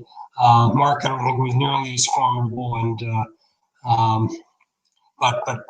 anyways, a score was settled that night, and it was shortly after that, I believe, that they both headed back to the UK. I'm not sure if that was the reason why. I think Dynamite had already planned his exodus, because his marriage had ended with Michelle, and he made it pretty clear he wasn't going to stay here. If their differences couldn't be reconciled, and from what I understood, she bought him a ticket, a one-way ticket, and said, "Don't come back," and he didn't. So, but I believe this incident took place a few days prior to him going back. So that was my understanding of it. I could be wrong on some of the details, but it was definitely a case where they took advantage of one guy by himself and really beat him up for no reason. And then there was some payback the next time they came into that club. And as far as Vince's original deal with your father to have Stampede Wrestling shut down, and there were supposed to be payments allegedly made to your father, Bruce was supposed to be a promoter. I'm not sure what your job was supposed to be, but they hired Brett, the Bulldogs, and Nighthearts. Could you tell us a little bit about what that deal was and why it didn't end up actually happening the way it was laid out, because ultimately Stampede ended up opening up again? Yeah. I don't know if I have all the specific figures, but I understood it was to be like $1 million acquisition of our promotion, which covered a large area. It covered Saskatchewan, Alberta, BC, parts of Montana, all these places where my dad was promoting. All of his TV spots, basically all the time slots that our show was on throughout Western Canada. WWE was going to get, plus rings that they were purchasing, and just the rights, to our promotion and access to our talent. And they originally signed Brett, and then a few months later Jim, and then sometime later the Bulldogs. And my understanding was there was to be like $1 million acquisition. This was in the fall of 1984. Actually, the deal, I guess, happened in the summer of '84. To the best of my knowledge, Vince only paid $50,000, and nothing after that. There's some different things that happened. Bruce was hired as an agent. He was supposed to be the representative to do all their publicity and groundwork for their shows and line up interviews and promos for the wrestlers on the radio and TV stations. And Bruce wasn't really happy with that role. Bruce wanted to be an in-the-ring performer still, or involved a little more with promotion. And Bruce still had quite a few good years of wrestling left. And that was obvious because he came back with the Stampede promotion a few years later, and probably had his biggest success team with Brian Pillman. But that was sort of the idea they had in mind for him. The role they had in mind was just to be an agent, and he wasn't entirely happy with that. And then when they first came in, they weren't drawing at all. They drew some terrible crowds. They were running the Saddle Dome, and no slight on the wrestlers who were here, but their TV had only been on maybe a couple of months, and they brought in, I think, like Andre the Giant and Kamala and Sergeant Slaughter and a few guys like that, and they just didn't get over. The storylines here weren't catching on like they maybe had in the eastern states, and fans were pretty much accustomed to the Stampede promotion. All of a sudden, this group, they only had their show on this Maple Leaf Wrestling for about a month, and people didn't like the studio format of their shows, these squash matches, and these very rehearsed interviews and promos, which just sounded so generic, with Billy Red Lyons as the commentator. Certainly wasn't Ned Whalen, but their promotion just didn't get off the ground here. They drew some horrible crowds here in the Saddle Dome. Even using Brett, Dynamite, Davey in some undercard matches, but they didn't even use them. They'd even use them in higher up matches or against each other. That probably would have drawn a lot more, but they just had them in underneath preliminary matches, and they weren't certainly utilizing our talent to get their shows over, and it didn't get over. Bruce then was approached by some other fellow, and he wanted to start a counter promotion to WWF, and it's going to be kind of a revived Stampede Wrestling promotion. And they thought they could access a lot of the talent that wasn't working for WWF, especially a lot of the independent wrestlers and guys out of Japan. Some of the guys that had just jumped from New Japan to All Japan were kind of free agents and were looking for any overseas exposure they could get. Guys like Ricky Choshu and Killer Khan and Tiger Mask and Dynamite and Davey, who were kind of free agents and didn't want to work for the WWF at that time. And Bruce was approached initially about running their shows and booking them. Anyway, that didn't really work out very well. These guys were going to run on the CTV station, and it was no longer Ed Whalen commentating. It was a different format to the show completely, but they were still filming shows from the Pavilion in Calgary. They were using some of the same talent from before, like Leo Burke and Bad News Allen, and if you got it, Sweet Daddy Siki, and Leo Burke and a few others, but no members of the Harts, no Dynamite Kid, no Davey Boy Smith. And the promotion didn't last more than about 3 weeks, and for some reason, this guy, who I won't mention here, but he tried to resurrect Stampede Wrestling without any backing from the Hart family or using any of the Harts. And Bruce was initially asked to be the booker, and then they decided to remove him from that role. And I'm not sure who else was booking. It was Bad News Allen or somebody else like that. And Bruce then pulled out and withdrew from the promotion. But his reputation was already tarnished. He he had been seen as somebody trying to run opposition to the WWF, and he was in a conflict of interest because he was working for WWF, even though he wasn't happy in the role that they gave him. And so this promotion didn't last more than 3 weeks, and they went under pretty quickly. But because of that, I guess Vince didn't feel obligated to employ Bruce anymore as an agent. He still had an obligation to my dad. My dad was never involved in this new group that tried to start, and went under pretty quickly. They're terribly disorganized, and didn't have any really good talent, to be honest. And they came and went pretty fast, but it seemed like Vince and the WWF used that as an excuse to renege of their obligations to my dad. And they weren't wrong. Like, they ran here for about 6 months, and their crowds dropped from maybe 5,000 or 6,000 to pretty soon like 1,500 or under 1,000 in some shows. I remember in the spring of 1985, and it's really just before Hulkamania kind of got over, and they established the Hart Foundation, British Bulldogs, in their tag team division. So my dad decided to restart the promotion, in the fall of 1985, and actually fall of 1984, excuse me. And but the WWF still had an obligation to pay my dad, because they acquired his promotion, all his TV spots, which they never would have gotten. But basically he inserted their show in all his old spots, and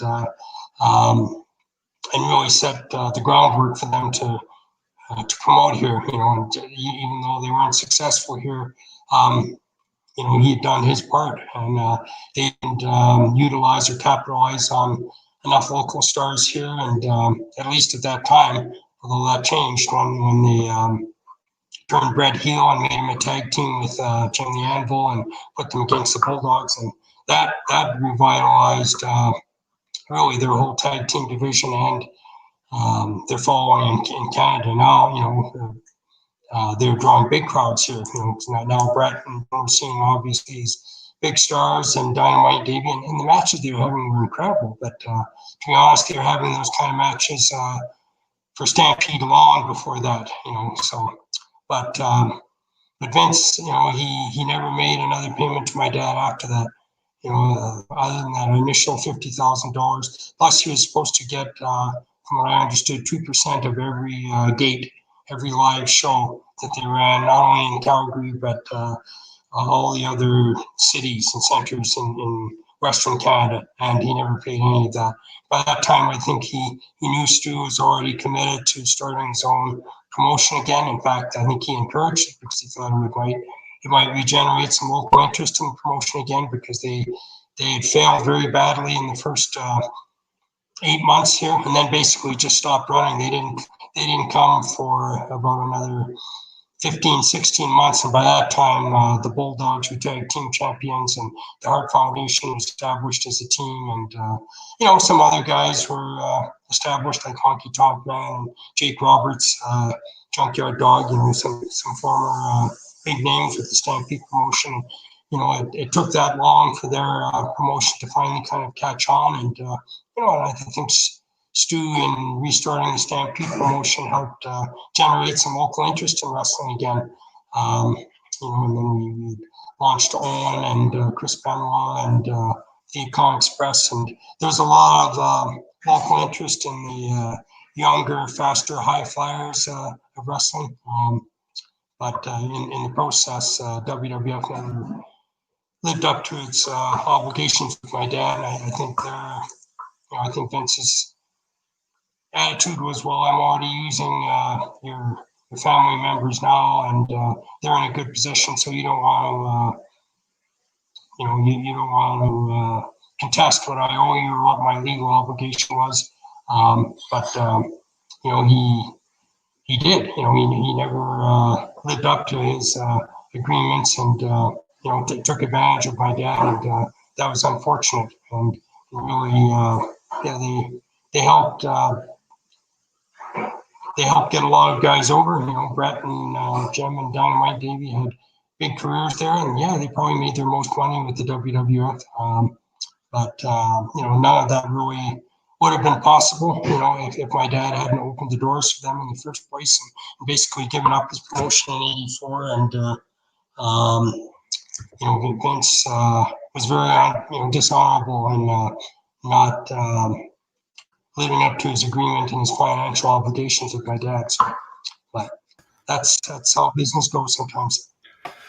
And very few people know this. I mean, you appeared on SummerSlam '94, I believe, but you also wrestled for WWE under the name Ross Lindsay, I think against $1 Million Man, Demolition, Power and Glory, and possibly. Gee, you got more memory than I do of those matches, but yeah. And I was actually, I guess I was on standby. I was going to wrestle in the Survivor Series match where Brett, Owen, Bruce, and Keith worked as a team. And I'm not sure. I think there was a question whether Keith would be able to make it down for the match if it was in the Boston Gardens because he was firefighting and teaching. I was sub-teaching at the time, but if Keith hadn't been able to make the show, then I would have wrestled in that match too. But as it turned out, Keith did make the show, and that was great. So I think I had a few TV matches there. That was great. I had some vacation time from teaching that summer. I think it was the summer of 1990, and it was so exciting. I mean, I went to the Philadelphia Spectrum where Brett and Jim won the tag title from Demolition, and just an incredible response when we won the tag team title, and it was very exciting for me. I got to see the Legion of Doom and Kurt Hennig and Rick Rude and Kerry Monarch, so many of these big names, and hang out with them at some of the shows. And then I went to some of the TV tapings and wrestled under an alias, which was great. It was nice to be part of the show and experience that firsthand. But yeah, so my greatest exploits weren't in the ring, but occasionally I did step in the ring. I mean, I was even on some shows with you. I don't think I got in the ring with you, Devin, but no, but you replaced me in one match against Carnage one night on one of the shows that we co-promoted because I got booked in Puerto Rico. I think you wrestled Carnage in the main event. Yeah, I had to replace you or something like that. So yeah, so I was a little intimidated by you because you were very intense in the ring, but you were just a hardcore competitor. Hardcore competitor, and you gave everything in your matches. You wanted it to look like a real fight or a real struggle. So some of the guys complained about working with you, but I said, what? Nobody's getting injured or missing any work, and Devin's just very intense and he's solid, and he lays his chops and his forearms in, and and you had a great amateur background as well. And dabbled a little bit, I think, in MMA and boxing back then as well. So, but I didn't have the chance to work with you, although I did have a chance to work with Rick Victor and Carnage and some of them. And so occasionally I still stepped in the ring, but my best efforts were really behind the scenes, promoting the shows and doing the publicity for them. And and I learned a lot from Bruce and different brothers, on developing talent and managing the dressing room. And when you're booking shows, sometimes if you're so focused and preoccupied with your own match, you're not seeing all the other matches. You're missing out on that. So sometimes it can be a distraction or a conflict of interest if you're already in a match yourself and you have to oversee and watch the other matches, So, and for me, that was less of a conflict because I wasn't always in the ring unless I filled in for somebody or who was in a preliminary match, and that way I could watch and evaluate the other matches. Yes, and you also taught me how to promote when you started me helping with those out-of-town shows. So I really appreciate that because I've become more of a promoter than a wrestler over the years. But there's been a lot of fans that have been asking throughout the course of this interview as we wind it down here, if you could share some memories of Owen and Jim Neidhart. Owen, yeah, you know, Owen, he was just such a tremendous person, you know, a gifted wrestler, a great brother, you know, a good guy to have on the road, you know, always had your back. He was a prankster, you know, so many different things about Owen, but I loved watching him work. You know, he had great matches time after time. You know, he could work with somebody like Muckin Singh, you know, who was at 350 pounds and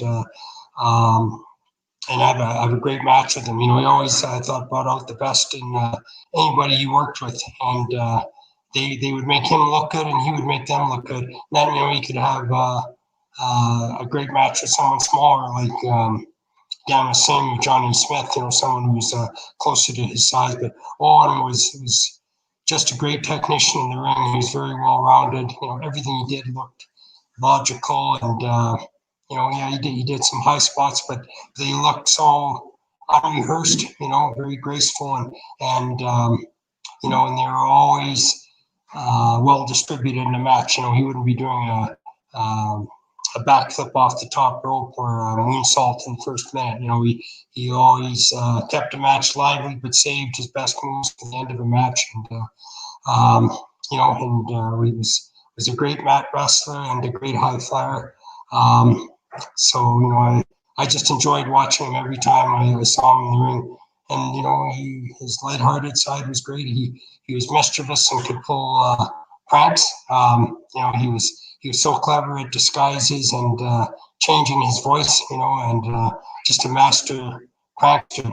You know, sometimes he would phone my dad from another house. He might be at Martha's house or someone's, you know, his wife Martha's, and my dad was hard of hearing and trying to run the business, and Owen would call up and pretend he was a salesman or something, trying to sell cosmetics. And my dad was hard of hearing anyway. He had the cauliflower ears, and he had maybe a stressful morning trying to get the wrestlers on the road to a show, and all the other different calls that come, you know, in a day's operation. But we always had a business phone, and we had a residential phone, and sometimes Owen would call on the residential phone, and he would phone my dad's help, and Owen would say, "Excuse me, sir, we're interested in surveying some cosmetics in your room, and we were wondering if we could come by this afternoon."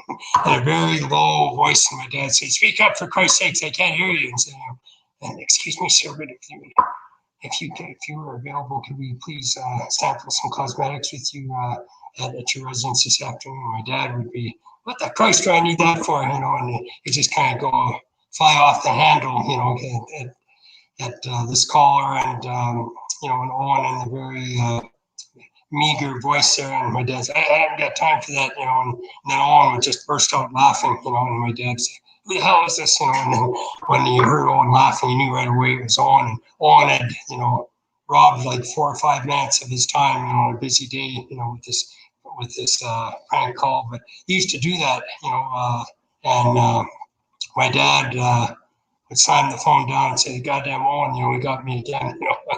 But you know, you know, he was very close to me as a brother, and I had a great trip with him when I went to Europe. When I first started wrestling in 1983, I had gone to some tournaments in Germany and Austria, and then we wrestled in the UK for joint promotions for about 3 months. And Owen really hadn't wrestled much, just a few spot show and out-of-town matches for Stampede. But when he worked over in the UK, he had some just great matches with Fit Finley and Marty Jones. And I knew right away, you know, like if he can get over with a different style and with guys that aren't even really familiar with him, you know, guys that really didn't need to make themselves, you know, didn't need to sell for him or make him look good, you know, unless he worked very well in the ring, and he did, you know. He just was just such a natural. And when I saw how well he got over, basically in the UK in a foreign territory where he didn't have the backing of the Hart family or his dad or anything like that. In fact, more guys would maybe try to take advantage of us or size us up just because we were promoters' kids from Canada. But with Owen, he was just such a natural and held his own in the ring so well and had such awesome matches with Finley and Marty Jones. And when he came back to Calgary, I said, Owen, you'd be a natural for the Stampede promotion, with the matches I saw you have in Europe. And he was so well accepted that he went back and did some tours there a couple of years later. But Jim Neidhart, Jim was interesting character, very strong. Jim could go into a gym on a cold day and probably bench press 500 pounds, 2 or 3 reps, just incredibly strong. He had performed as a shot putter and a discus thrower and played in the NFL before my dad broke him in and started him with wrestling here. But funny story I had about Jim, though. Jim was a little bit naive, and he'd been working with my dad for about 4 or 5 months, and Stu had stretched him pretty good in the dungeon quite a few times. It was really interesting. It was like the old bull against a young heifer, and they had some grueling sessions, and I watched some of them. And Jim was very powerful. He had more strength than my dad, but and they would push and pull back and forth for sometimes 40, 45 minutes, work up a good sweat and build their endurance up. But my dad usually always got him. Jim would always shoot for a single leg or even try to get a head and arm, and my dad would counter it and get behind Jim and down on the mat and then ride him and then control him and tire him out. But it was good. Like Jim never once winced or cried or complained. It was a really good experience for him, and he withstood a lot of those sessions.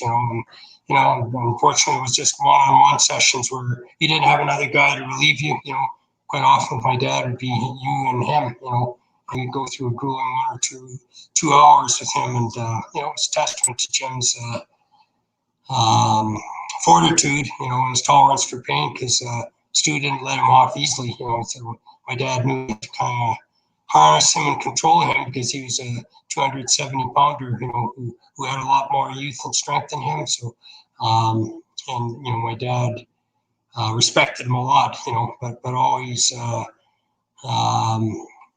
had more control, just had more ring savvy experience, and was able to wear Jim down after a period of time. But a funny story I had about Jim, though, is he'd been here for about 3 months. I'm not sure why, but I'm sure it was my brother Bruce or Brett or somebody put him up to dyeing his hair pink.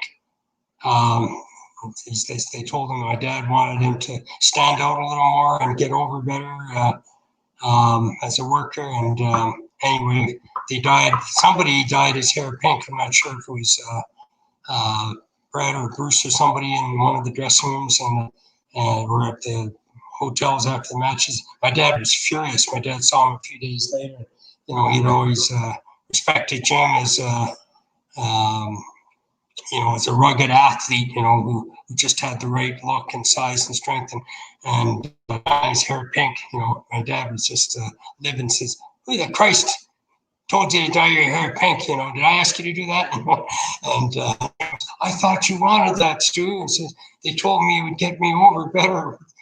So I know somebody in my family, one of my older brothers, must have had a hand in that, but it wasn't well received by my dad at all.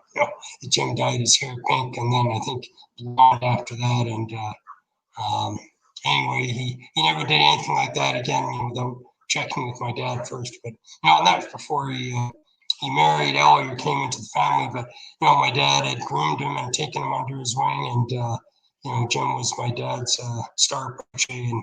And when my dad saw that he dyed his hair pink, which he thought was very very feminine or flamboyant. My dad was not impressed.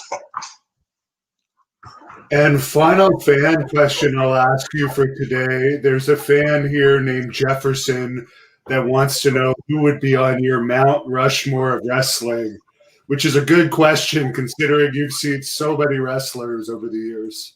Yeah, would that be like top four figures, just like the presidents we see today? Yes, pretty much, but for wrestling. Definitely Dory Funk Jr. would be one of them.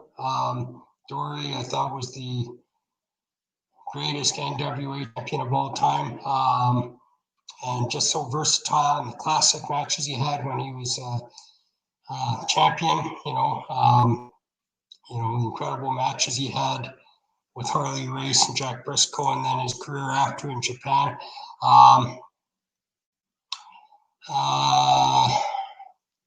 Billy Robinson, I think, would be one of them. He was the classic British wrestler, who revolutionized North American wrestling and Japan. Just with his suplexes and backbreakers and his reputation. Just he was a tough guy you didn't mess around with or take any liberties with. Even though Billy had his share of followers and people who didn't like him, some thought he was a bully and took advantage of some younger guys in the ring. But for his overall performances, and his dedication to his craft in the ring, I definitely have to pick him.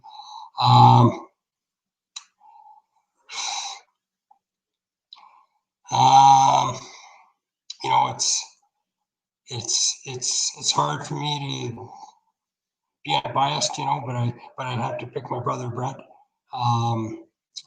Brett for his longevity, for his execution in the ring, just his incredible work rate and the matches he had, and his precision with everything he did in the ring, and how he evolved, when he went to the WWF and even with the WCW there, and really led the industry through a dark period, after all the steroid scandals and controversies there, and wrestling was going through a difficult period there, and I think that really helped save the industry, especially with the WWF at that time. So it's with, I suppose. Some biasm that I pick him, but honestly, I would feel the same way even if he wasn't my brother. And I would have to pick Owen as well. Owen was just a great technician, incredible performer. And we looked at the incredible volume of matches that he had in Japan and Europe and Mexico and Stampede. Even though he was really underutilized in the WWF and should have been used better there, still had some incredible matches. And I always thought he had his best matches working for the Stampede promotion. And that's where he really shined.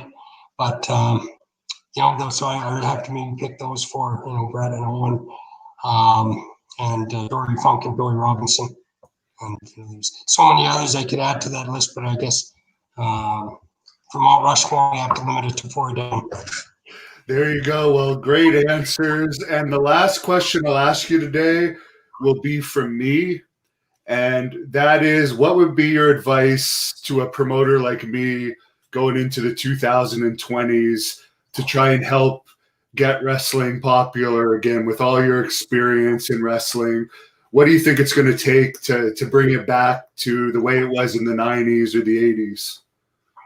Yeah, it's going to be an interesting challenge, especially with the social distancing and the COVID restrictions right now, which have pretty much killed off the regular live shows. And I'm hoping with the vaccinations in the new year in Canada and the US and abroad that we can get back to running regular shows again. So I think so much of it is going to depend on that.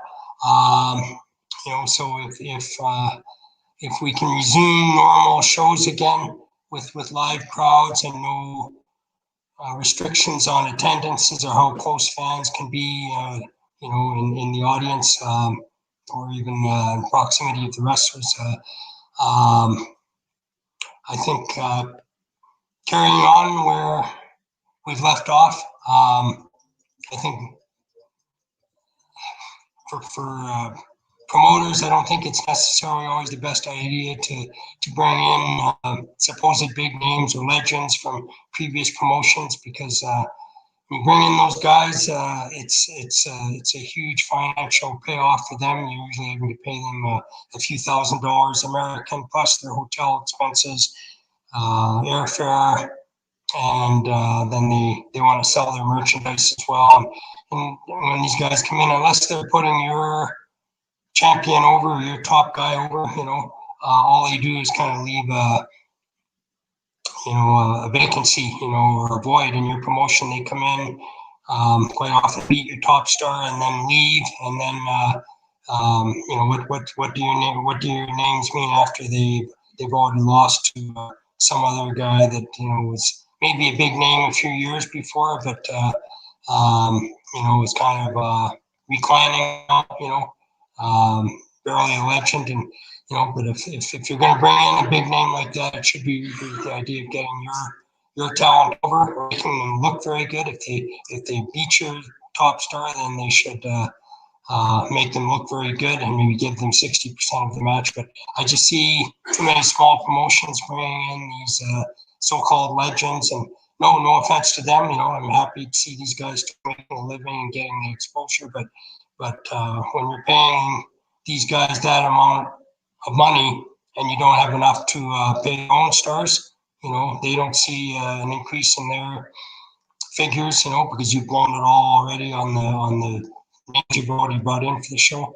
That kind of kills the harmony and morale of your local talent and doesn't get them over. If these guys you bring in don't put them over. So I think there has to be more of an emphasis just on building up local stars of your own, and being consistent with storylines, and keep guys as heels or baby faces, but don't be switching them all over the place. I think you've got to really control your stars, your talent.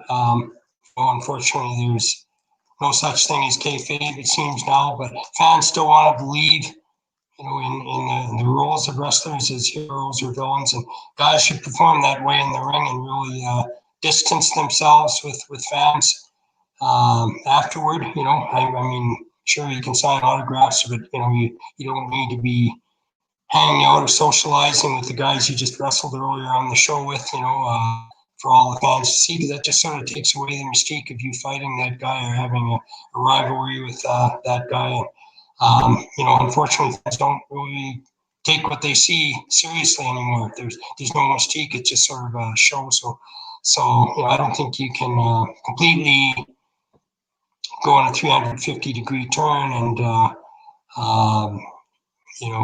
make our guys hate each other, or there's total kayfabe completely, because fans aren't going to buy that either. But I think you need to keep your baby faces as baby faces, heels as heels. Heels should never be fraternizing with fans or high-fiving or one-upping fans that cheer them, that try to go against the grain and boo the baby faces.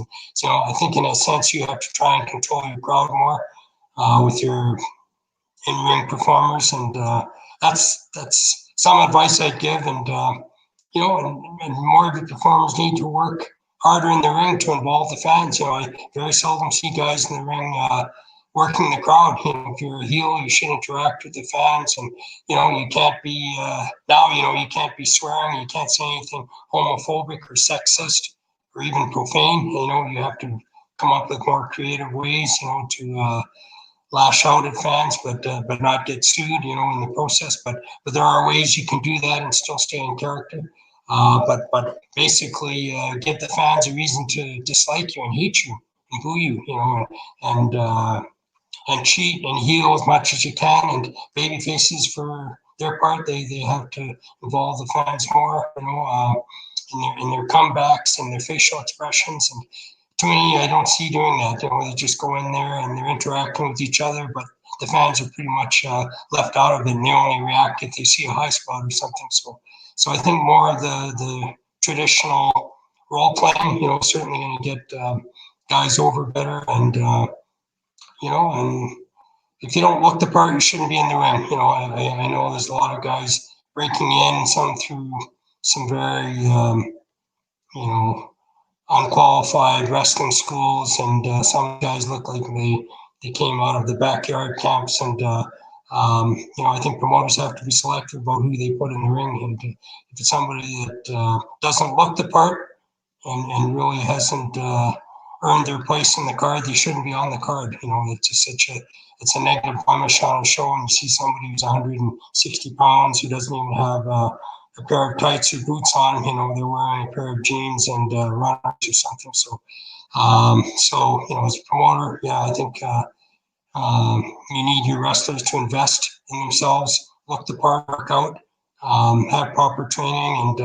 you should never put a guy in the ring unless you've actually seen him, you know, have him scrimmage at one of your workouts or tryouts, or when you have the ring set up. But don't put a guy on the show just because he's hung out, you know, or he's willing to help set up or something. But you know, I think fans want to see athletes. You know, they want to see different guys in the ring. And I have no problem with guys or girls or different sizes and shapes.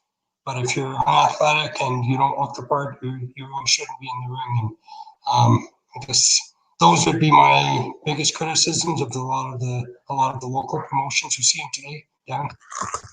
Well, thanks a lot for your time. It's been very informative. Always good to hear from you, and I hope we can have you back on sometimes because the fan reaction has been good. Oh, that's great, Devin. I hope I didn't wear anybody out or bore anybody. I could talk 8 or 9 hours, but it's great going down memory lane, and for me, reliving a lot of memories. And good luck to you on your next promotions. And you have a great podcast. I really enjoyed your interviews. You've had some excellent names on there. You know, everyone from you know, Kevin Nash, you know, to I think you've had Scott Steiner on. You know, you've attracted some really big names, and your questions are great. You know, you cover a lot about their careers and the highlights of their careers and their greatest matches, and you know, sometimes ask some other questions, you know, that probe them a little bit. But I think you have the best podcast in the industry, and if you're able to access wrestlers this day and age, especially with the social restrictions we're dealing with, that's fantastic, and it's wonderful. You're entertaining so many of us, and really extending the longevity of a lot of wrestlers, you know, and keeping their names alive for us. So thanks for all that you do, Devin. And if the fans want to look you up, you're on Facebook under your real name, Ross Hart. Yeah, I am. I'm on Facebook and Instagram and Twitter. So yeah. Okay, I didn't know that. I'll have to follow you on Instagram and Twitter. Last thing I have to mention, because Barry Darso talked about this and I forgot about it, but one of our members is bringing it up. Was it, which Hart brother was it that told Barry Darso to go to Hawaii? He told the story that he called Stu looking for work, and somebody impersonated him and told him to go to the Dean. Yeah. He lived in Hawaii for a number of years, and he was trying to help their promotion there. And he booked a few guys from Calgary, from the Stampede promotion there. Unfortunately, it was always a sad story when they got over there. They either didn't get paid for wrestling, or they were stranded over there. They'd wrestle only maybe 1 or 2 matches during the week and have nothing to live on. And quite often they went there like on a one-way ticket or something. And So it was, I think, just a tough time for Lee and Peter Maivia, who were running the promotion on very little funding, and it was kind of a disastrous trip for a lot of the boys that went over there. Some guys that were trying to break in and get started, and quite often went there with a few $100s and left penniless, and quite often couldn't get out of there alive. They'd be mobbed before you even got to the airport or something if they were seen as deserting the troops or something. But if Barry called my dad's number and spoke with someone appearing to be my dad, who advocated for the Hawaiian promotion, that definitely would have been my brother Dean. Often, some of these guys would call and they want to speak to my dad, who was pretty legitimate and trustworthy and honest, and Dean could do a very good impersonation of my dad, as Owen could, and some of these guys would seemingly speak with Stu, would say that Lee and Peter were good promoters and would look after them and give it your best shot or something, and these poor guys would go there, and unfortunately, things didn't go the way they anticipated or expected, and but any means, I guess, necessary. Dean was desperate to try and book some talent there and get them over, and if it meant having to imitate my dad and do that, then that's what he would do. So. Well, I'll let you close down the interview after this, but this fan has been asking this all interview, so I'll throw the question in. He wants to know why your mom threw in the towel at Survivor Series 94. So I don't know if I should answer that from a fan's point of view. I think you should answer it as a fan. Yeah, I think so.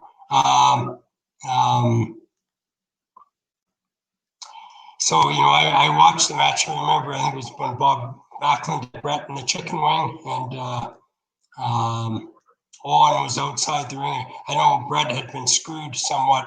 Something had happened, and Backlund got him in the chicken wing, and Brett wouldn't tap out. He refused to submit, and Owen was outside the ring. I think interfering in the match, but masquerading as being concerned for Brett's safety, and he was egging my mom and dad on, to throw in the towel, that Brett was going to get seriously injured if he didn't tap to the chicken wing, and I think my dad didn't want to do it. My dad refused to go along with it. He just figured Brett might toughen up and somehow get out of the hold or go to the ropes, but Owen appealed to my mom's inner emotions, I guess, a mother's concerns about her son's well-being, and she finally gave in. Owen appeared very teary-eyed and emotional and pleading with them to throw in the towel. Brett couldn't take it anymore, and I guess Owen was convincing enough, that my mom finally said throw in the towel. My dad, he didn't. My dad didn't want any part of that. He wanted Brett to hang in to the end and fight his way out of the hole. But my mom's concern for Brett's well-being and being pressured by Owen, finally made her cave in, and she threw the towel, and that was it. But Brett did get his revenge and beat Bob Backlund sometime later in a rematch, but. And he had a very short title reign, if I recall correctly, too. But I think you have to give Owen credit there. He was at his devious best there, and it paid off, because he convinced my mom to throw in the towel and surrender the match with the Hitman. Well, very good. I appreciate you answering that for Ibzan. I hope that answers your question. Ross, I'll let you close this off with whatever message you want to give to the fans here. Well, thank you, a lot of fans, for your memories of Stampede Wrestling, keeping it alive. I see a lot of footage of old matches on YouTube, which is incredible. I think a lot of fans must have taped the shows years ago, and it's kind of refreshing to see some old matches from 25, 30 years ago and all the positive comments on that, you know, and memories people have of the great matches we had. Yeah, just the positive memories extended about my mom and my dad, about my brother Owen, even my brother Smith, who passed away after a tough battle with cancer a few years ago. And it's great, you know, the feedback I sometimes get on Facebook, or when I go to a remote city or town, sometimes even the States, and somebody will recognize me as one of the Harts and strike up a conversation with me. And it's great to have that notoriety and be remembered. And so many fans just thanking us for the memories we gave them with the Stampede promotion and helping put it on the map. And I'm very grateful for that. Thank you for watching the Hannibal TV. Please like this video if you